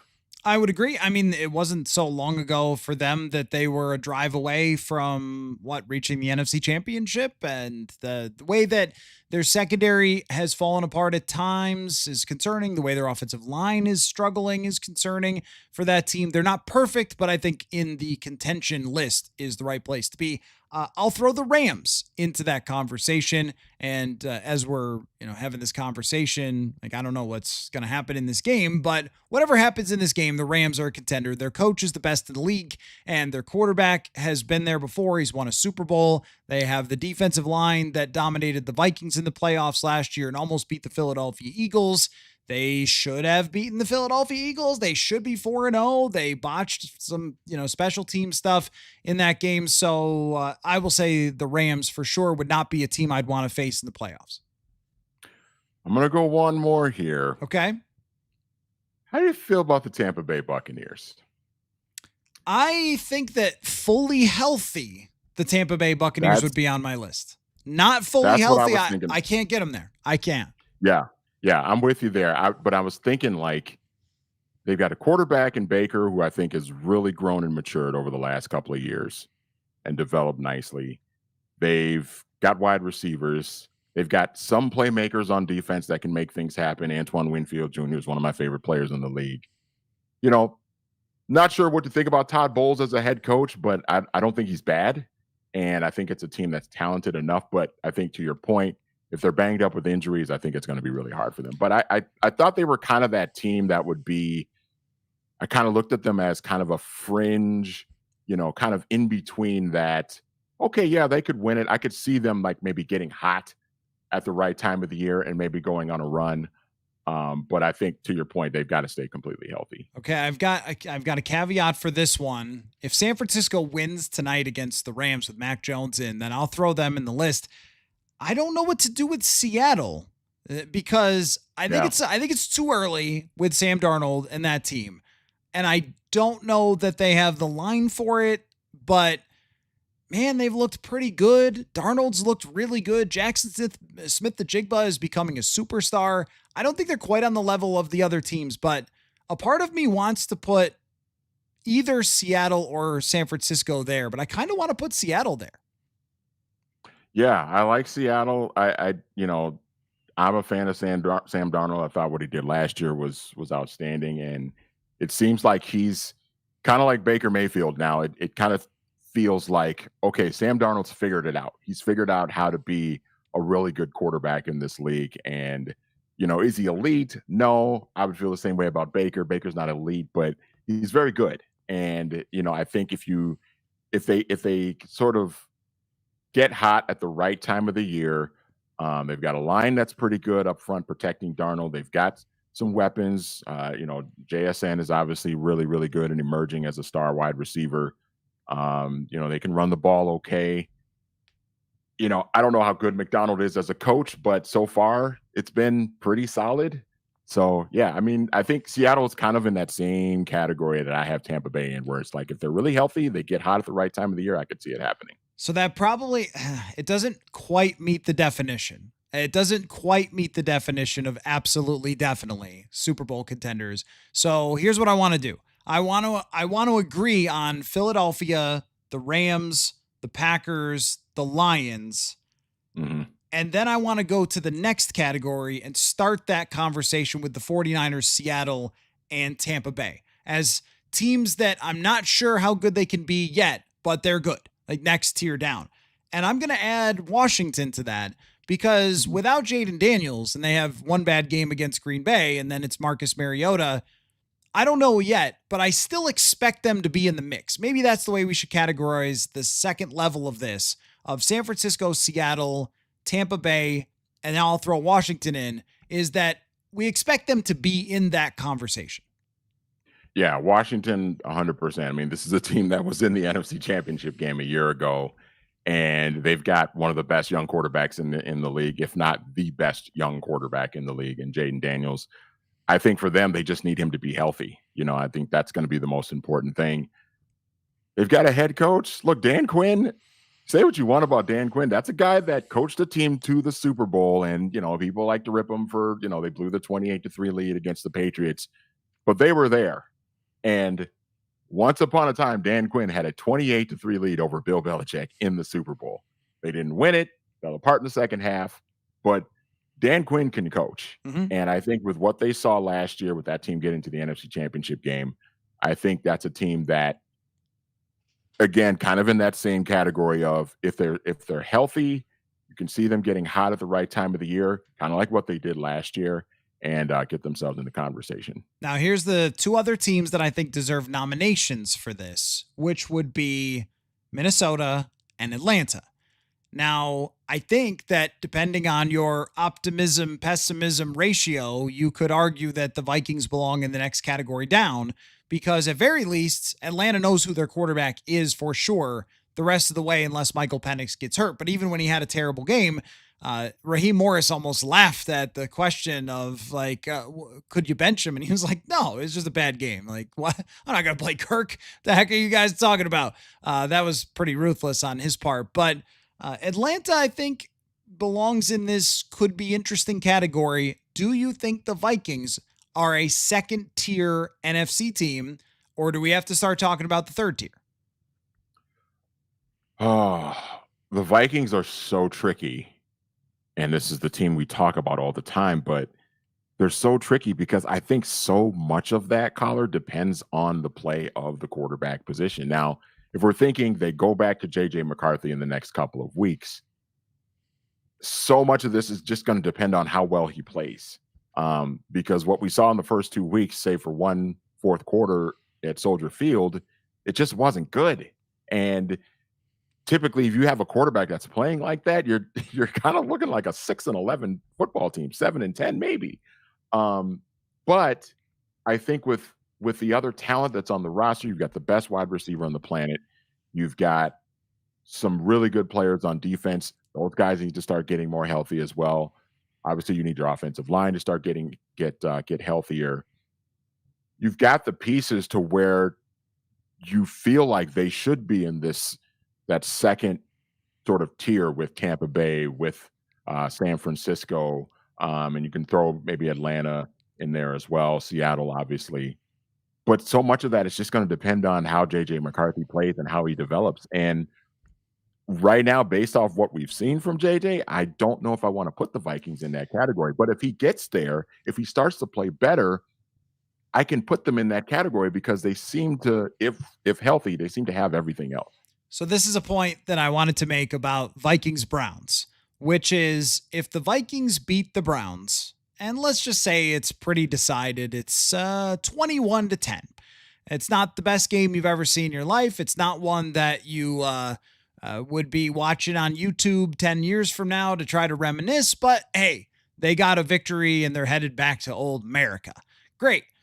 If they do that, then I could put them in this second tier NFC team where you are not absolutely definitely a Super Bowl team, but you're also in the mix. And I think coming out of the trip to Europe, the worst place you needed to be was in the mix. I mean, like worst possible in order to still have a good season. The worst possible place you could be would be 3-2. Because if you're 2-3, then you are on the life support. Like you are crawling out of a huge hole that is probably not possible to still make the playoffs. But at 3-2, you get the label of at least being in the mix, because when we start naming these other teams, Tampa Bay's got their problems, Atlanta's up and down, Seattle, we're not fully sure that Sam Darnold's going to put together a full season, yet he's going to have to prove that. San Francisco's got their issues with quarterback health, and who would be even surprised if Mac Jones just keeps playing quarterback for them, because that's kind of what they do. Just bounce from quarterback to quarterback and make the NFC Championship game or Super Bowl, but they still have a lot of injuries on their roster. No Nick Bosa. They've got question marks up in the air for them, and Washington does too. How's Jaden Daniels going to come back from his injury? Is their defense strong enough? Is Terry McLaurin going to be healthy? Like the second tier is full of teams that have the potential to be good, but have a lot of questions. If they're 3-2, they belong still hanging on in that category. If they're 2-3, they're out of it. Any other team that you would like to put there for should be in the mix? I'm struggling to find another team. I'm struggling. I think once you get past Atlanta and the Vikings, I think, yeah, I can't really see it. The only other team I could maybe think of, no. Did you I got almost say nobody else. Dallas? You wanted to say No, Dallas, right? no, I was actually kind of thinking Arizona because Mm. of the talent of the quarterback, but I just can't get there because for as talented as Kyler Murray is, he will still do a lot of like really boneheaded things where you're Yeah. just like, nah, never mind. I can't see it. I think that there is a tier of its own that's probably just two teams, which is in terms of like third tier, maybe you could, but you're probably in trouble still. And that would be Dallas and Chicago. I guess Yeah. I could even throw the Giants in there if Jackson Dart is good. So let's make that a three team, which is the Giants, Dallas, and Chicago and Arizona. So that would be the next one. They all have the potential to at least somewhat make things interesting if Hmm. something clicks for them. The one thing that has happened the last few weeks in Chicago is they've got a lot of receivers open and the numbers are bearing this out, and Caleb Williams is looking a heck of a lot better than he did against the Vikings. And I know that Vikings fans would love to put their fingers in their ears and say, la, la, la, la, I don't want to hear this. Don't want to hear this. And I don't know if it's true yet or not about what Caleb Williams is going to be. I've had major questions about him the entire time, but the way that the offense is functioning, some of it's starting to work with Ben Johnson, and those receivers are very good. It's not impossible that Chicago could take that other step. And I don't think they're a Super Bowl contender, but they could make things more interesting than we expected after JJ McCarthy was walking off the field with a win in Chicago. Yeah, I think they are a team that if they get some things to go their way, I mean, they have a very similar schedule to the Vikings in terms of, they have to play the AFC North, they have to play Baltimore, they have to play Pittsburgh later on this year. They have to go to Philadelphia, I think, in late November. So they're going to have a tough schedule. But if they could get some things to go their way, and if Caleb Williams, to your point, really starts to figure it out, and because that's the thing we've always talked about with him, right? Since he came into the league, it's you see him making these mistakes, and you see how the body language sometimes and how he handles adversity, but you keep thinking, man, if this guy figures it out, oh boy, look the hell out, rest of the NFC. So I think if they find a way to get going and find some consistency with Caleb Williams and this offense, they could be a team that can be very, very pesky and make things very interesting late in the year where you're like, oh, the Bears might end up being 9-8 and they're going to be in the playoff conversation. Okay. That kind of thing. And then Carolina and the Saints, may Christ be with you. It just, Oh my God. I pray for you, and we'll see what happens to your franchises in the future. It's so bad. I think I'm ready to call it on Bryce Young. You ready to call it? He just stinks.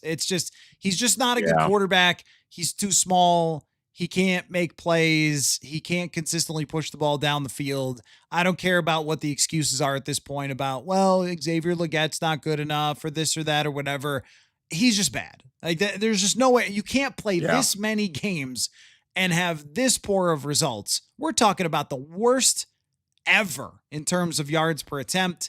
It needed to change now, or it was not likely to ever change. Because this isn't even Sam Darnold, where like the guy's arm is freakish. So you could always see a world where that suddenly worked. With Bryce, what's there where this all of a sudden suddenly works? To me, he looks like a career backup. Yeah, and he's listed at 5'10", 204. I think Bryce Young is like maybe 185, 190 soaking wet. Yeah, like he's so small, man. He's just so small. And seeing him kind of like try to like shock put the football into like a deep pass is it's tough to watch. And I was rooting for him. I thought he would be pretty good because of sort of the instinctive stuff we saw him do at Alabama for multiple years, but it's just not happening. And he's in year 3, man. Like if you're not seeing progression in a young quarterback by the 3rd year as a starter, yep, then yeah, it's pretty much over at this point. So let's get into Manny picking the schedule, and then we'll end on your 5 favorite Browns of all time. But I want to remind everybody of the FanDuel question of the day. Jordan Mason's over-under for this game is 67.5 yards on FanDuel. How many yards does he need to make you feel comfortable that the Vikings won this game? So as we begin our weekly Manny picks the schedule bit, how about you answer the FanDuel question of the day, Manny? Like if you missed the game and you called me up and you said, hey, did they win? What happened? And I said, well, Jordan Mason ran for this many yards, then you would be like, oh, they won then. How many yards would that be? I would say about 80. Yeah. About 80 yards. If he runs for 80 yards on like 16, 17 carries, something like that, I feel pretty good that they won the game. If they can get going with him, I think that everything else can, I don't want to say handle itself, because with this many backup linemen, you never really know. But that means that they're not putting the ball in the air too much. It means they're playing from ahead. It means they probably didn't turn it over. And it just seems so boring to say, hey, whichever team doesn't turn the ball over. It's also so true in this game. Whichever team has the most catastrophic screw ups will lose this football game. And if you're running Jordan Mason a lot, your chances of catastrophic screw ups are just a lot less. So I think 80 is a good number, maybe even a little bit higher than that. So let's pick the schedule here. And I am fascinated to see where you go with this one. You've been hanging around 10. You were at 11 after the first win. And then did you drop that to 10 after the loss? I think you've stayed at 10 since then. So that's where you've been at. Yeah, it's been kind of hovering around 10 or 11. I'm not sure I'm going to get to double digits this time around, but we shall see here. We shall see. All right. Well, let's pick it. So the Vikings play the Cleveland Browns this week. Will they win the football game, Manny? I do think that they will. The Browns have a very good defense, so I think that's going to make it troublesome. But, Dylan Gabriel, we just don't know what he is. We just haven't seen him. Saw him a lot in college, played for 3 different schools in college, but haven't seen him play in the NFL. This seems like a dream scenario. Even though the defense is banged up a little bit, this seems like a dream scenario for Brian Flores to really cook this kid making his first start. So I think the Vikings are going to win and win, and I think control most of the game. It probably won't be high scoring, but I think they'll win and have control of it most of the way. Okay, the 3-2 Minnesota Vikings get their bye week. They get healthier, and then they play the Philadelphia Eagles at US Bank Stadium on October the 19th of 2025. Will they surprise the Eagles? Going to be curious to see how healthy the Vikings will be coming off the bye week. We're seeing, does Donovan Jackson come back? Is JJ McCarthy starting this game? We'll kind of see how that kind of plays out. I think it's just going to be tough. I think with what we've seen so far, these last few weeks, Cincinnati was great. That game was great, but I think what we saw against Pittsburgh, I think it could be troublesome against Philadelphia, even though it's at home. So I'm going to take the Eagles to win this one and drop the Vikings to 3-3. All right. They head out to Los Angeles. Was just looking at flight information for that one today. Another trip to LA on a Thursday night. It was a nightmare last year. Also, usually, I'm just going to throw it out there for whoever's refereeing this game. If a gentleman from the defense takes his whole hand, puts it on the face mask of the quarterback, and pulls the quarterback's head off of his body, that is usually a flag. You're welcome. National Football League, try to implement that this time around on Thursday Night Football in Los Angeles against the Chargers. But did the Vikings find a way to win despite whatever horrifying face mask may be on the way? I mean, it's damn near a fatality in Mortal Kombat, for goodness sakes. It was. It was one of the worst face masks I've ever seen. I mean, I honestly, Sam Darnold has a linebacker neck. It is incredibly thick. If he didn't, his head just spins around like a top. Like it just goes around on his spine. That's what would have happened if he didn't do so many of those. I don't know. What do people do? I don't work out. I just play basketball and jog. But what do people do for their neck? I don't know. So those things I just did. Somebody who lifts weights in the comments, tell me what people do to get stronger necks. Me and Manny don't know anything about a gym. So, anywho, who's going to win the football game? The Chargers are a hard team to figure out. They've got some really devastating injuries on their offensive line, both of their tackles. I mean, do we know what's the word on Joe Alt? Is he done Doesn't for the sound year? great. Yeah, not for the year, but it doesn't sound great. Sounds like it's a long-term injury. So I don't think he'll be playing in this one. And no Rashawn Slater. Yeah, obviously Rashawn Slater out for the year. Neck lifts. I could have come up with that. It's got to be more complicated than that, right? I do think this is going to be a tough ask for the Vikings because it's a short week and it's a travel out to the West Coast. But the Chargers not having either one of their tackles, I think could open up an opportunity for them to get after Justin Herbert a little bit more. So I'm going to take the Vikings to win this game. It'll be sloppy probably and maybe low scoring. The Chargers do have a good defense still, but I think the Vikings will figure out a way to win this one.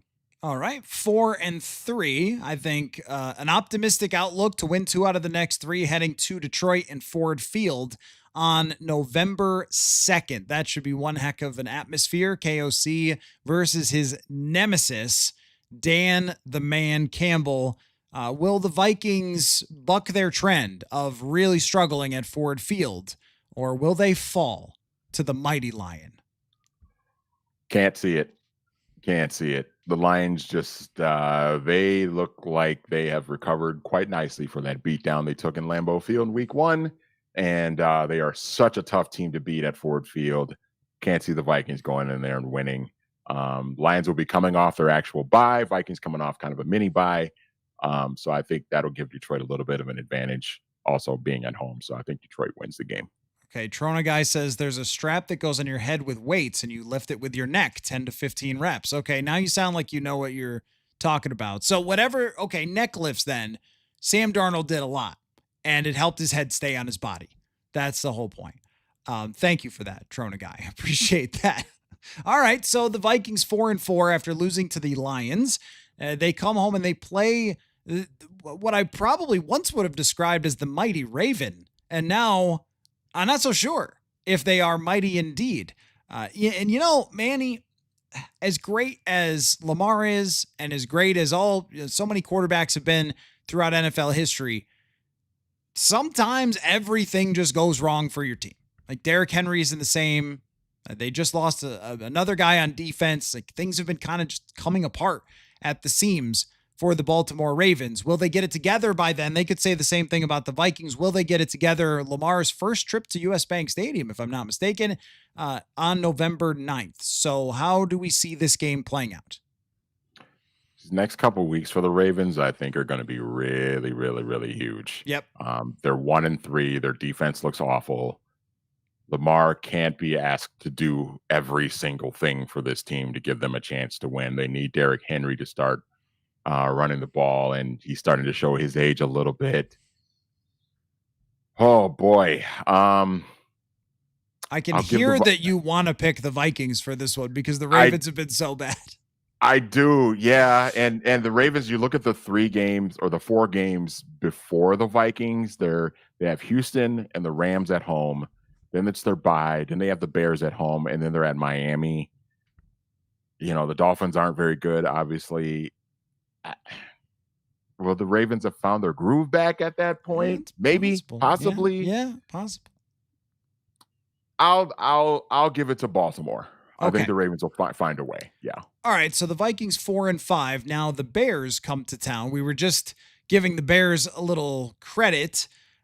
But the last time that Caleb Williams was at US Bank Stadium, he had one of his most notable Caleb Williams meltdown moments on the sideline and got pretty well demolished by Brian Flores' defense. He looked a little better against the Flores defense in Chicago on opening week, but then did a lot of the same Caleb Williams-y things. And as much as I am giving them some credit for being 2-2, it was the Raiders. They had to block a field goal. It's not like... And they just got blown out by the Lions. So it's not like you can really buy Chicago yet. How we feeling here? Yeah, I think if this game were at Soldier Field, which it obviously was in week 1, But if this game were at Soldier Field and the Bears were kind of playing the way they had played the last couple of weeks, I'd be tempted to pick Chicago. But I think with it being at US Bank Stadium, that crowd is going to be rocking.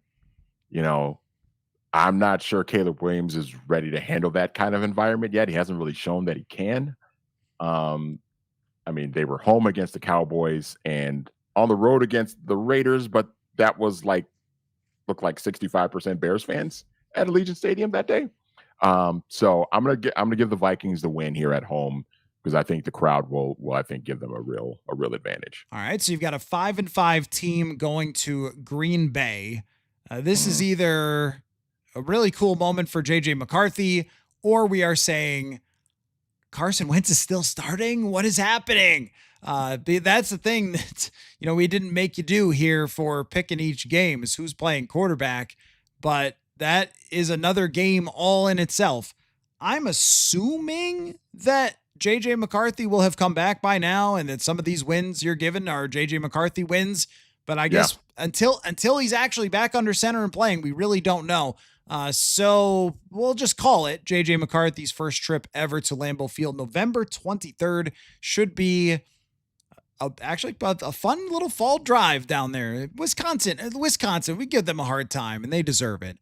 Beautiful though, through the hills and the Great Lakes and everything, all that's around there, right? Like Michigan somewhere in the area. Right? You could see where my wheelhouse isn't. Geography and weightlifting are not areas of expertise. Who plays guard for the Packers? Maybe I am more accurate there. But anyway, right now they might not be sure with their injuries. So do the Vikings get a win here? Well, I've been picking these last handful of games, kind of starting with the Eagles game, picking with the idea that JJ McCarthy's back and starting after the bye week. So I think this is just going to be, and the Packers have their flaws, as we talked about. But I just think the environment and that defense is still really good. It's going to be later in the year, late November. Weather might start getting a little bit more sloppy. I think this can be kind of an ugly afternoon at Lambeau, and the Packers end up winning the game. All right, 5-6. Now they head to face Sam Darnold and the Seattle Seahawks, which is either a revenge game for Sam Darnold or could even possibly be a sorry Sam game. If the Vikings fall off the rails here, it's a sorry Sam game. Sorry, Sam. We're sorry we let you go. Apologies, but thank goodness you're doing well for Seattle. Which will we be saying? Are we going to say it's a revenge game? Are we going to be saying that Darnold is seeing ghosts possibly after this game? What's going to happen here? Seattle has looked really good, but it's hard to really get a strong feeling on how good they actually are because, you lost at home to San Francisco to start the year. You went and kicked the crap out of Pittsburgh, something the Vikings couldn't do. You beat up on probably the worst team in the league at home against New Orleans. Then you went into Arizona, a team that we're not really sure is all that great, and you had to kind of grind out a win against them as well. So it's hard to get a real read. I think we'll start to figure out how good Seattle is over the next couple of weeks. They got Tampa Bay at home. They're at Jacksonville. The Jaguars look a little bit better than maybe we thought they would be. Yep. Then they got Houston at home. Texans are having a rough year, but that's a team that has talent that could make things challenging for you. So I think the next couple of weeks we're going to figure out Seattle. I think with the game being in Seattle, I think it's going to be tough for the Vikings to go in there and for JJ McCarthy in particular to go in there and play really well and win. I know Darnold went in there and found a way last year. That was with Geno Smith on the other side. Now it's Sam Darnold this time, provided that he's healthy. So I'm going to give Seattle the win and the edge. I think it's hard to go into Seattle and win 2 years in a row overall anyway. Yeah. I mean, they almost lost last year. They were one amazing Sam Darnold play away from losing that game, 5-7. So now the season is feeling like it is tumbling as they come home to face presumably Jaden Daniels and his first trip to US Bank Stadium. And I think that this just underscores how tough the schedule is. It's just become, at this point, we just have to say it over and over and over. It's a tough schedule. But when you're talking about going from Lambeau to Seattle, that's one of the toughest places to play, to one of the toughest places to play, to the premier young quarterback in the NFC at this moment, still Jaden Daniels. Not an easy ride in the second half of the season, but do they pull out a win and keep the season alive against Washington? I think the Commanders, when healthy, are really, really good, especially with Jaden Daniels, obviously. I just got a weird feeling that with the Vikings being at home, they're going to play well. Something's going to happen. Something weird and wacky is going to happen, and they're going to find a way to win the game, because you're going to be just thinking, how do they win that game? It's been tough sledding these last few weeks. They're 5-7. How do they find a way to win the game against a team that was in the NFC title game last year? So I'm going to give the Vikings the win here, because I don't know if I can see this. I think this team has too much talent, even with what we've seen with McCarthy. I think this team has too much talent, if they're healthy, to be 5-8. I feel like 5-8 is really I think if they're 5-8 and they lose this game, to take them to 5-8, I think it's really, really sounding some alarms here. Okay. Can I just stop this before we get to the final quarter of the season the final 4 games, and ask you something about Kevin O'Connell and JJ McCarthy, because Sam brings it up in the comment section and said that today, when O'Connell was talking about JJ McCarthy, it sort of sounded like he wanted to correct some mechanical things before he comes back and plays. And there is nothing that O'Connell has said that has screamed out to me, McCarthy will be back. Guys, stop asking. There's nothing that said, I am fully confident in my young quarterback, and he's our franchise guy. And remember, this is a head coach who once declared JJ McCarthy his franchise quarterback. So he's not afraid of that. He has not run away from praising JJ McCarthy in the past, but now the language has kind of changed. Do you think that O'Connell has not been definitive about McCarthy's return, to play coy, not let the Philadelphia Eagles know who's going to start, or the Chargers, to not put pressure on McCarthy to recover too quickly from his injury, or pressure to come back whenever it is that they want him to come back, or because he is very seriously considering continuing to play Carson Wentz if he plays well against the Browns? Yeah, that's interesting, because and I think so much of it is going to depend on how well Carson Wentz. We said this a couple weeks ago, how well Carson Wentz plays. If Carson Wentz plays really well and they keep winning these games,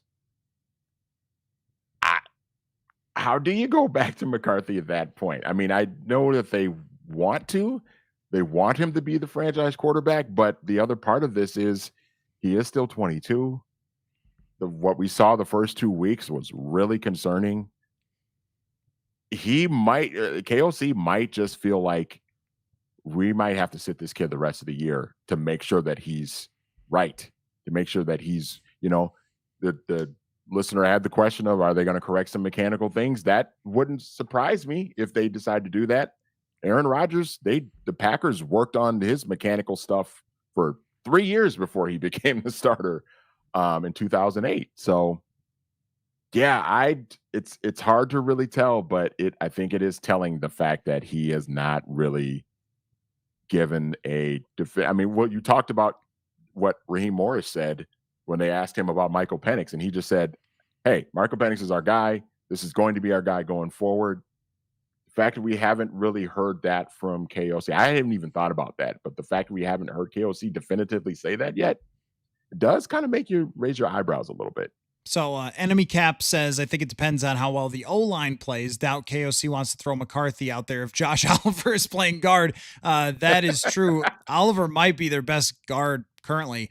Bob says need to play McCarthy. Trona guy says McCarthy needs reps. So here's the trouble. Here's the trouble that Vikings fans are going to have if KOC wants to continue to play Carson Wentz. Every single Viking fan wants JJ McCarthy to play and thinks, I would say I'm going to go 90. I shouldn't say every single, because then I'll get an email that says, I don't think that every time. But let's say 90%.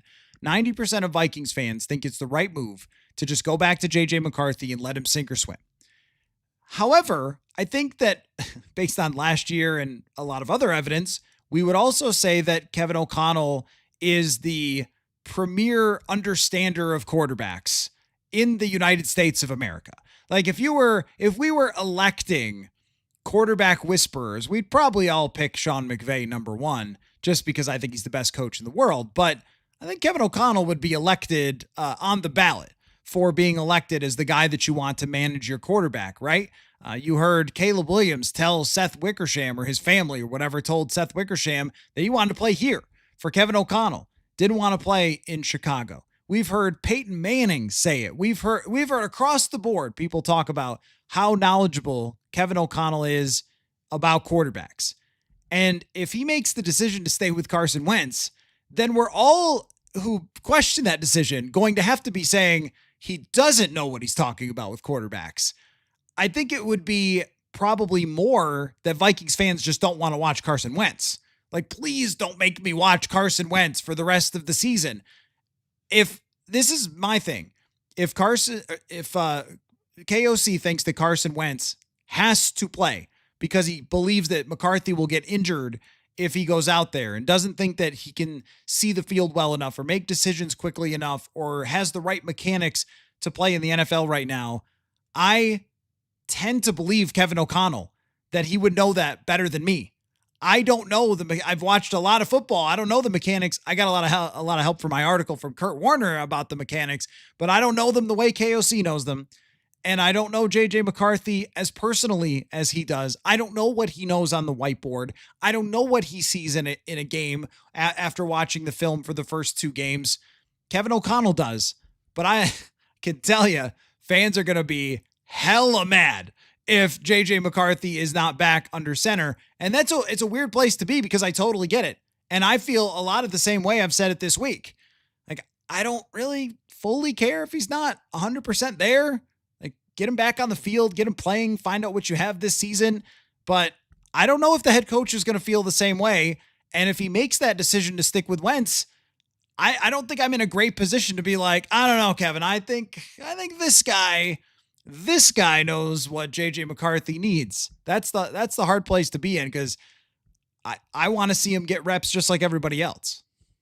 I do too. And the other part of this dilemma is, like, you're only 4 games into this season, and you're still trying to make something of this season. You're still trying to, put yourself in position to go to the playoffs. You still have a player, or a group of players that, you went out and spent a lot of money in free agency.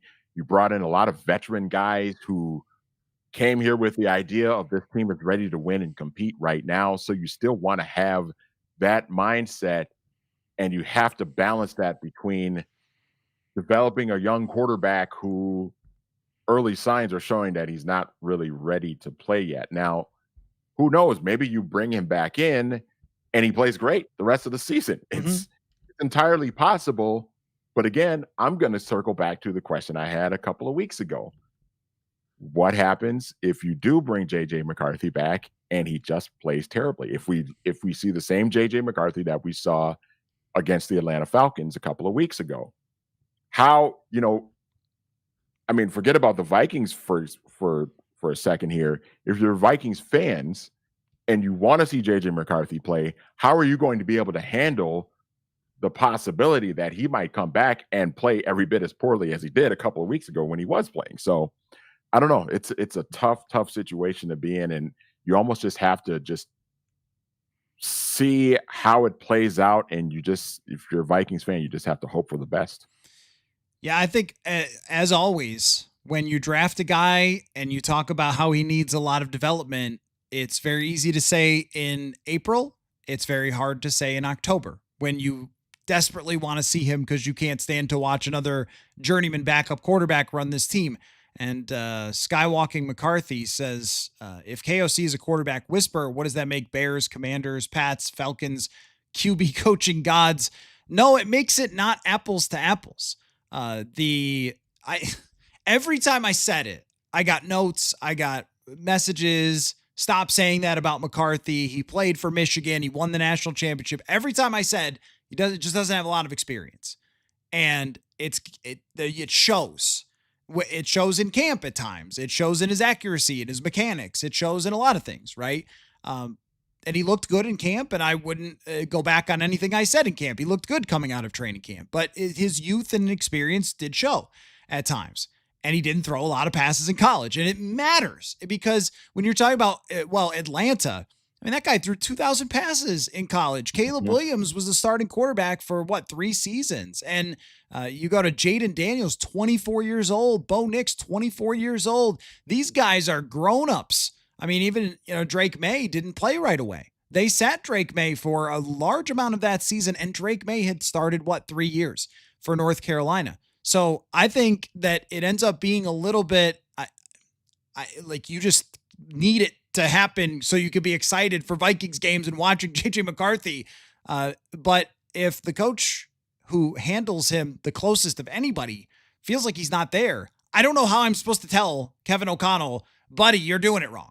Like, okay, play calls every once in a while. You have TJ Hawkinson one-on-one on TJ Watt. And I'm like, I think that was a mistake. But when it comes to something like this, I think he's probably doing it the right way. And, we could talk about, hey, well, just for example here, and this is what's hard because there's a lot of cognitive dissonance. There's a word for this where it's just really hard to accept. Like, just for example, Trona guy says hard to evaluate with Justin School as his left tackle. Buddy, look around the league.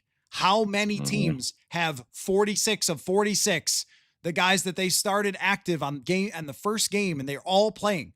It's not too many, and you're still expected to play well enough and to win games. And I got news for you. The rest of this season, you won't have a healthy offensive line. It's not going to happen. 100 for 100. It's not going to happen. And it's what separates the great quarterbacks from the ones that are pretty good. It's what separates Patrick Mahomes from Kirk Cousins, when you factor in the peak of both guys. I mean, we've seen Patrick Mahomes overcome things. The guy was in the Super Bowl with both of his tackles out. He was running for his life, but they were in the Super Bowl at that point largely because of his greatness. And how many times did we argue with people over the time that Kirk Cousins was here when there was one guard that was out? It was like, oh, well, what is Kirk supposed to do? He's supposed to overcome it. Like, that's what the great ones do. And so, if you put JJ McCarthy out there in not 100% perfect conditions, you're going to find out a lot about just how he can handle that adversity. And if he handles it well and he plays well, that's a good sign. But if he struggles because Justin School has to play right tackle, I mean, you still got Christian Darrisaw on the other side.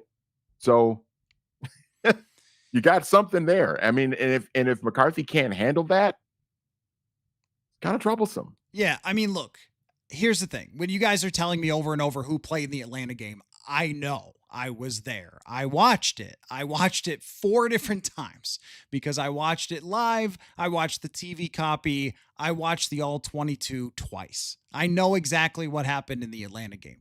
My point is that old Matty here ain't making the decision. If I was making the decision, I would go back to JJ McCarthy. I don't have all the information as KOC does. So we don't have to relitigate his game against Atlanta. It was as bad as I've ever seen a quarterback play, okay? Look at the statistics, everything else. You could blame whoever you want. It was really, really, really bad. That doesn't mean that I wouldn't put him back in, because I would, because it's 2 games. And I'd like to see what he could do with this team. I think the ceiling is higher. I think his mobility makes the ceiling higher with a struggling offensive line. I'm on your side, okay? You don't need to tell me again that Justin School was playing. It's just that if the coach who is here to manage the quarterback position and this guy that he drafted in the most proper way that he knows how says that he doesn't feel like he's ready to come back and play, I don't know how I'm supposed to tell him, KOC, you're a dope. I'm smarter than you. I know more than you about JJ McCarthy's development. I know more about you, the tape than you do and the mechanics than you do. I mean, there's some stuff where we can get on a level of, hey, I'm going to second guess this. I'm going to second guess that. I have the data to show you that this is a mistake. I have the tape to show you, there's a lot of stuff we criticize. That would be a really hard one. That would be a step too far for me. I would just assume that means McCarthy needs more behind the scenes work before he's going to be ready to play. And it doesn't mean he's a bust. I was the one that all offseason was getting screamed at by the comment section for saying, hey, you guys know that McCarthy's like 23, or if he is behind Darnold for this year and they franchise tag him, right? I'd probably be okay with that. And it was like, no, I am not okay with that. I need to see McCarthy. You can't get everything you want. And in the comparison to Drake May led the nation passing for 2 straight years through 63 or 62 touchdowns, had over 300 yards passing per game at North Carolina. There is no comparison to what those two did in college. Drake May was his entire team. And here's the other secret. On a lesser roster. That's the other part. On a much lesser roster than what McCarthy had. And he's way more talented. It's just a fact. He's bigger. He's got a stronger arm. He is super mobile. He's more gifted. JJ McCarthy, if he's going to be great, needs to be super sharp on all the details. He's got a good arm. It ain't Drake May's arm. He's got good mobility.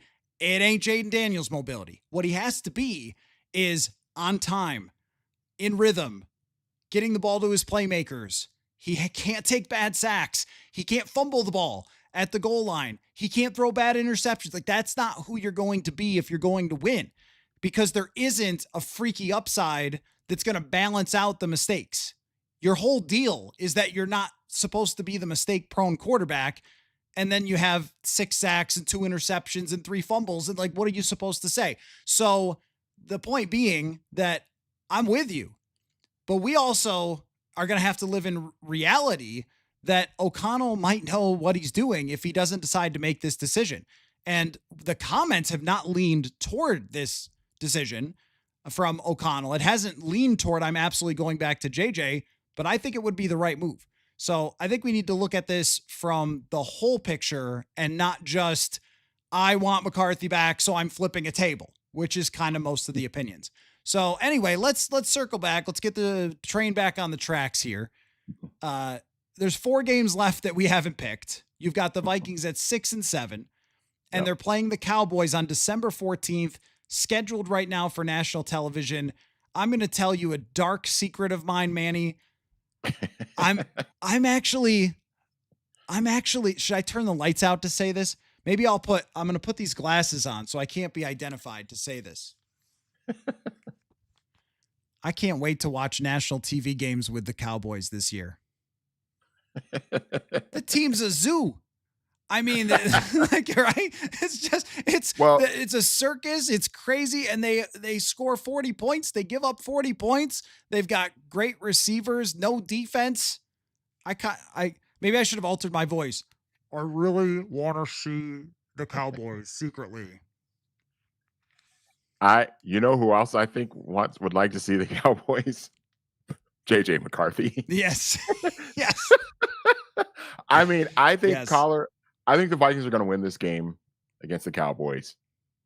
Again, I cannot iterate enough how awful that defense is in Dallas. I know. I think this is where JJ McCarthy, provided he is playing at this time and playing fairly well, I think this has a chance to be JJ McCarthy's best game of the season.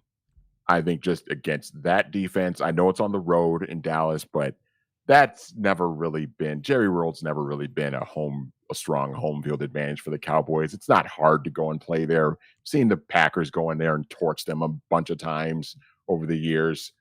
I think the Vikings win this game, and I think this is going to be a game where we look at JJ McCarthy and say, oh, he went 23 out of 29 for 295 yards and 3 touchdowns. And he plays really well, and the Vikings win by 10 points. I think that just has that written all over it for me. So I got the Vikings winning this game and going to 7-7.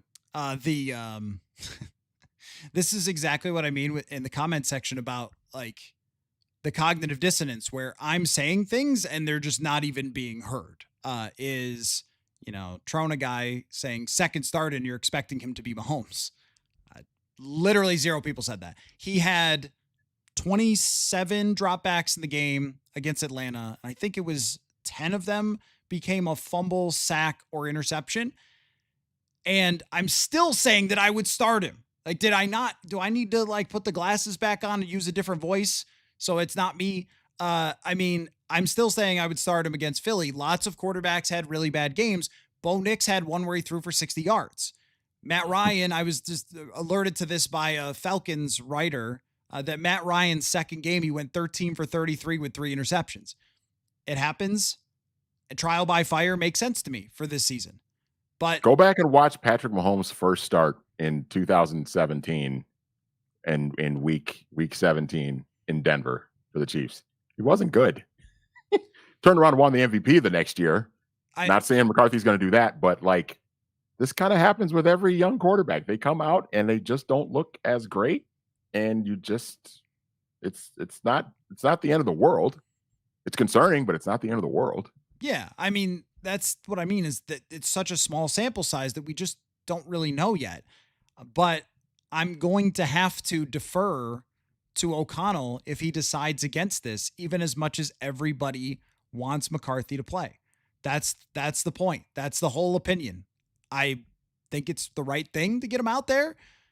But if there is a major reason why O'Connell doesn't, then I'm sure he's got a good explanation for that. But because the Vikings have gone 2-2, Manny, I have noticed that many people have decided that O'Connell is suddenly the worst coach in the league. So that's been a strange twist after winning Coach of the Year last year. But anyway, so as we continue to try to pick the schedule here, and then we'll have to get through your 5 Browns quickly. But you got the Giants then. It's 7-7. And this to me is a very realistic outcome, by the way, is that this team is sort of tooth and nail trying to get above 500 to get into the playoffs, going to New York December 21st at 7-7. I think the Vikings find a way to win this game. Malik Neighbors is out for the year. That is going to change things, I think, for the Giants going forward, because he's their best offensive weapon. I kind of liked what I saw from Jackson Dart. Yeah. He's okay. His first start. Has a chance to be pretty good, but I think when you lose your best, probably your best, at least your best offensive player overall, I think it's going to have an impact. So I think things could get out of control pretty quickly here for the Giants, and I think by the time that part of the year comes up, they're going to be really struggling. I think the Vikings will be playing better, and I think they'll come away with a win. All right, 8-7, home against Detroit, and then home against Green Bay. Can the Vikings win one of these games to make it a 9-8 season and have a chance to reach the postseason? I think they can. I'm having a hard time deciding which one of these two it's going to be. I'll give it Green Bay. So I think they'll beat Green Bay in week 18 and lose to Detroit in week 17 to finish 9-8. I just think that's a very realistic outcome. I think it's very possible, very plausible that this team has to sort of fight tooth and nail the rest of the way. And then it's going to be tiebreakers, and it's going to be, do you luck into another team losing a quarterback or something? 9-8 is a chance at the playoffs. It's certainly not a guarantee. Probably 10 is much closer to a guarantee. But I think that whoever starts, that this is extremely plausible and probably where I would have them right now. And they might be a fully different team when they come back with all those injuries or from all those injuries and get themselves together, and they might get on a run, and it wouldn't be the first time we've ever seen it. But I think right now they need to have that as their expectation, is to have this team be still above 500 and still have a chance on the last day of the season to get into the playoffs. Otherwise, and look, if you win 9 or 10 with how things have started off and you miss the playoffs because of a tiebreaker, I'm not saying it's a successful season, but that's life. If they end up less than that, it is a massive, massive failure of a season if they end up anything less than that. Okay, let's wrap on this. Cleveland Browns are one of my favorite organizations of all time. They are, and I mean that, I don't even mean that sarcastically. I mean that their history is just unbelievable. And since they've been back, it has been unbelievable in a bad way. But it's so many great players, so many moments that they've been a part of. And I've always hoped that they would kind of get it together just because it's Cleveland. What else do you have? You're in Cleveland. And they still have nothing. But I would love to know, Manny, your 5 favorite Cleveland Browns of all time. And comment section, take a deep breath and play along.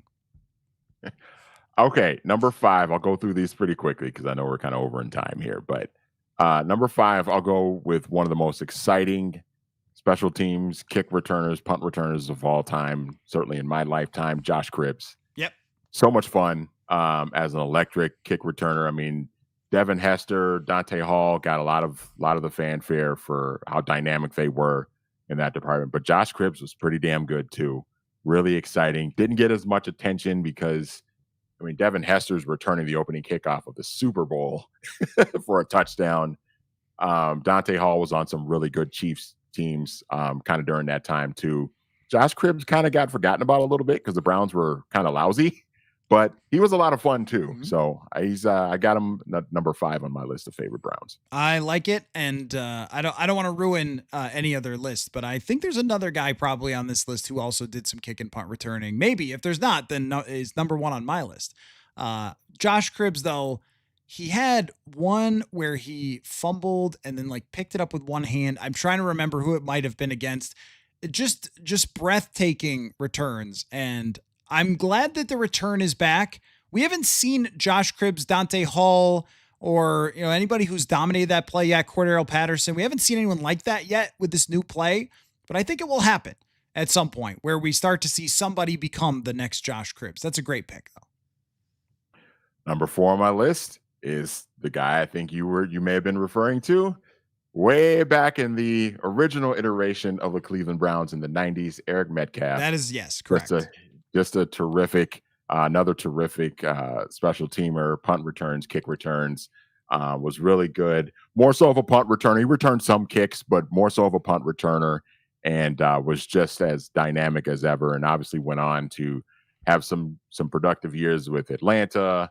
Had a good year with the Chargers, I think, in the late 90s as well, where he was a really good kick returner for them. But he really made a name for himself in the early parts of his career with the Cleveland Browns, and yeah, he was a lot of fun. I think Xavier Scott is the next Eric Metcalf. I'm just kidding, but he did play returner, running back, wide receiver, one of the most dynamic players ever. When he signed with the Atlanta Falcons, they told him, "You're actually playing receiver," and he was like, "What?" And I think he told this story somewhere that he was like, okay. He thought they were insane, and then he had an amazing season, and they had a great year with June Jones and that whole run and shoot thing. So Eric Metcalf, I mean, highlight reel is absurd. He would have today been one of the fantasy football favorites, one of my most exciting players. And I had a conversation for like 10 minutes with Keenan McCardle one day about Eric Metcalf. And I mean, like, that's something you give to me for my birthday. Is like, that's like that is like a present. Like, thank you, Keenan McCardle. I was interviewing him for something else, but we got talking about Eric Metcalf, and he was telling stories about him. And I'm like, man, that is freaking cool. One of the coolest players, I think, of the entire 90s decade. No question about it. All right, number 3, you probably would not have expected this guy to be on my list. And the primary reason, well, okay, I'll say who it is first. It's Michael Jackson. Remember the wide number receiver, 1. Michael Jackson. Yep, yes. Number 1. So he was with the Browns in the 90s, and then he was part of the team when the original Browns moved to Baltimore and became the Ravens in 1996. He was part of that. He was on the roster, so he became a Baltimore Raven in 1996 by way of the move. And he actually, his first year in Baltimore, got his numbers up here.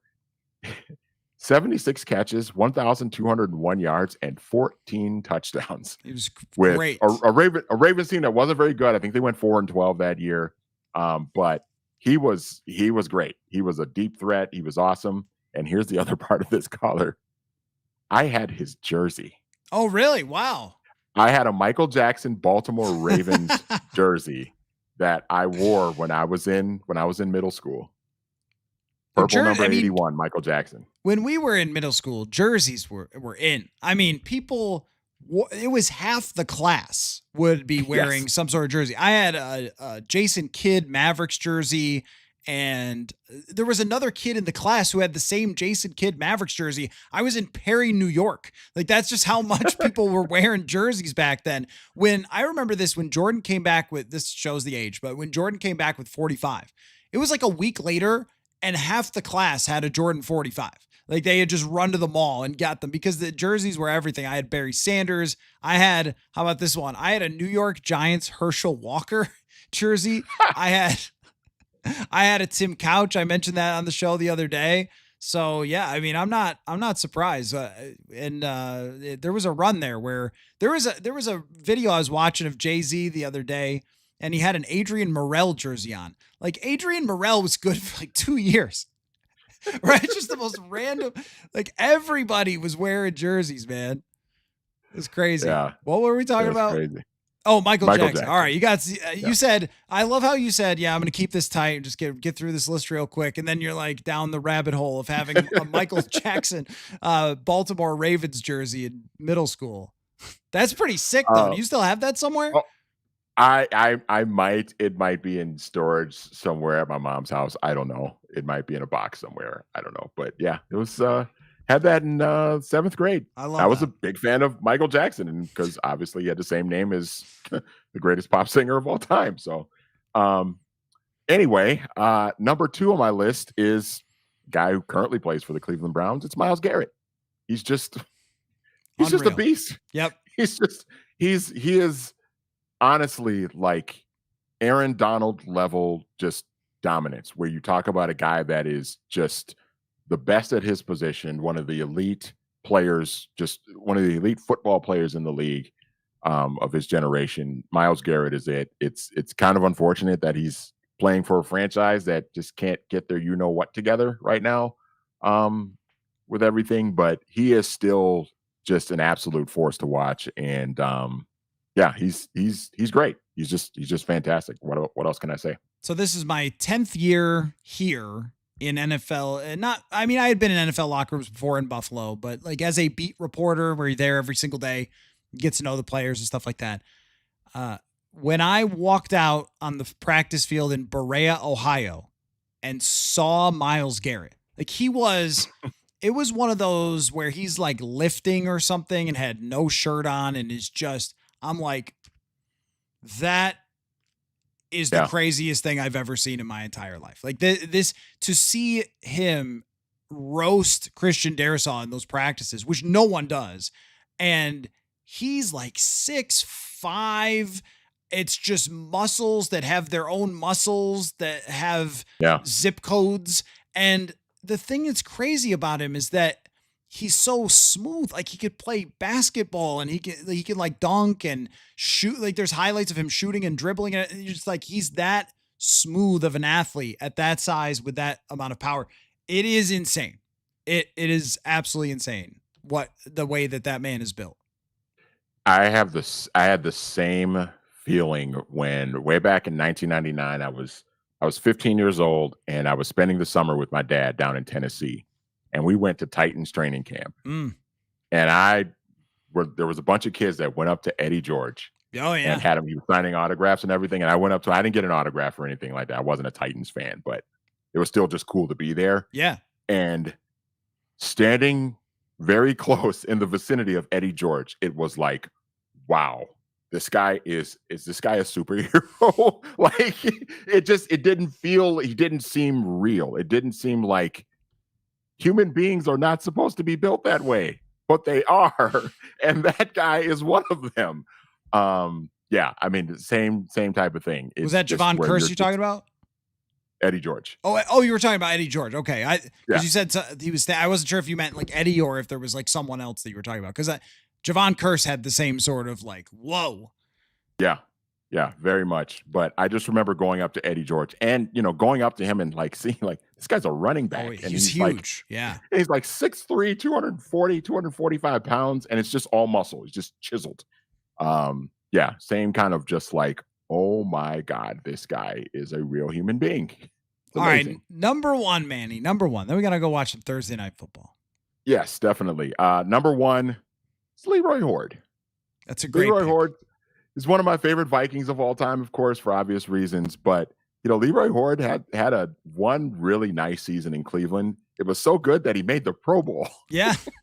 In 94. He only ran for about 890 yards, caught 45 passes that year, but it's just kind of crazy. It's like this random, who is Leroy Hoard? He's playing for the Browns in the Pro Bowl. And, it was a good season that the Browns had in 94 with Belichick and Saban on the staff and all that stuff. But, and obviously he went on to be kind of a bigger name, never really had as good a season as he did in 94 with the Vikings, but he was certainly well known and well loved among Vikings fans in the late 90s. I'll toss out a few more. Leroy Hoard would be very high on my list as well. Webster Slaughter, great wide receiver. Clay Matthews Sr. is a guy that actually should really be in the Hall of Fame and has been kind of an afterthought, maybe just because of that Browns organization. They had Eric Turner, the safety, who was a big name player for them way back then. And Kevin Johnson. I have somewhere a Kevin Johnson autographed football card. He was doing a signing with those card shows used to be huge. And so he was doing a signing, got his autograph. And it was weird the way that his time in Cleveland ended, but he was a really good wide receiver for them. And I always loved Kelly Holcomb. And it's funny because I always thought, like, man, this guy's got nothing, like no talent whatsoever. And that game against Pittsburgh was one of the craziest and best games in NFL history. And I always loved Kelly Holcomb for that. And then so I'm reading Bruce Arians' book, and the book is basically centered around Peyton Manning, Andrew Luck, Ben Roethlisberger, and Carson Palmer. But he's got a chapter on Kelly Holcomb and how much he freaking loved that guy. So there's been a lot of guys through the years that they've had that have been pretty good players. And we should mention Joe Thomas, quite possibly the best left tackle in NFL history. Was a big fan of his when he was doing his podcast right after he was like one of the first athletes to do a podcast after he retired, before that became like a really big thing. But just a super smart guy, unbelievable technician, and sad that he had to play with all those different quarterbacks, some of which did not even know his name. Mitch Schwartz was a great player for them as well. So, they've had their guys through the years, but unfortunately, how do we not mention Peyton Hillis as one of the funniest things that ever happened for him to end up on the Madden cover? It is one heck of a strange history. Gosh, now I just want Michael Dean Perry, Ted Washington. Like, they just, this team's got Pepper Johnson. Yeah. Great history. Kevin Mack with the huge pads. And then you could go back even farther to the Brian Sipe era, Eric Zier.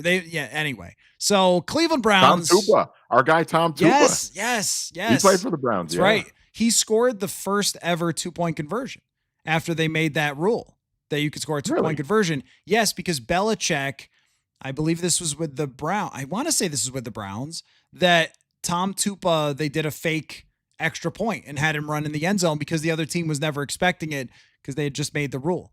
So that's something you could tell all your friends at the water cooler as you're naming random Browns for this week. So anyway, a season-changing game on the way. We will see how it goes. Regardless of what happens, we will be back on Monday for our roundtable with Manny Hill and Brian Murphy.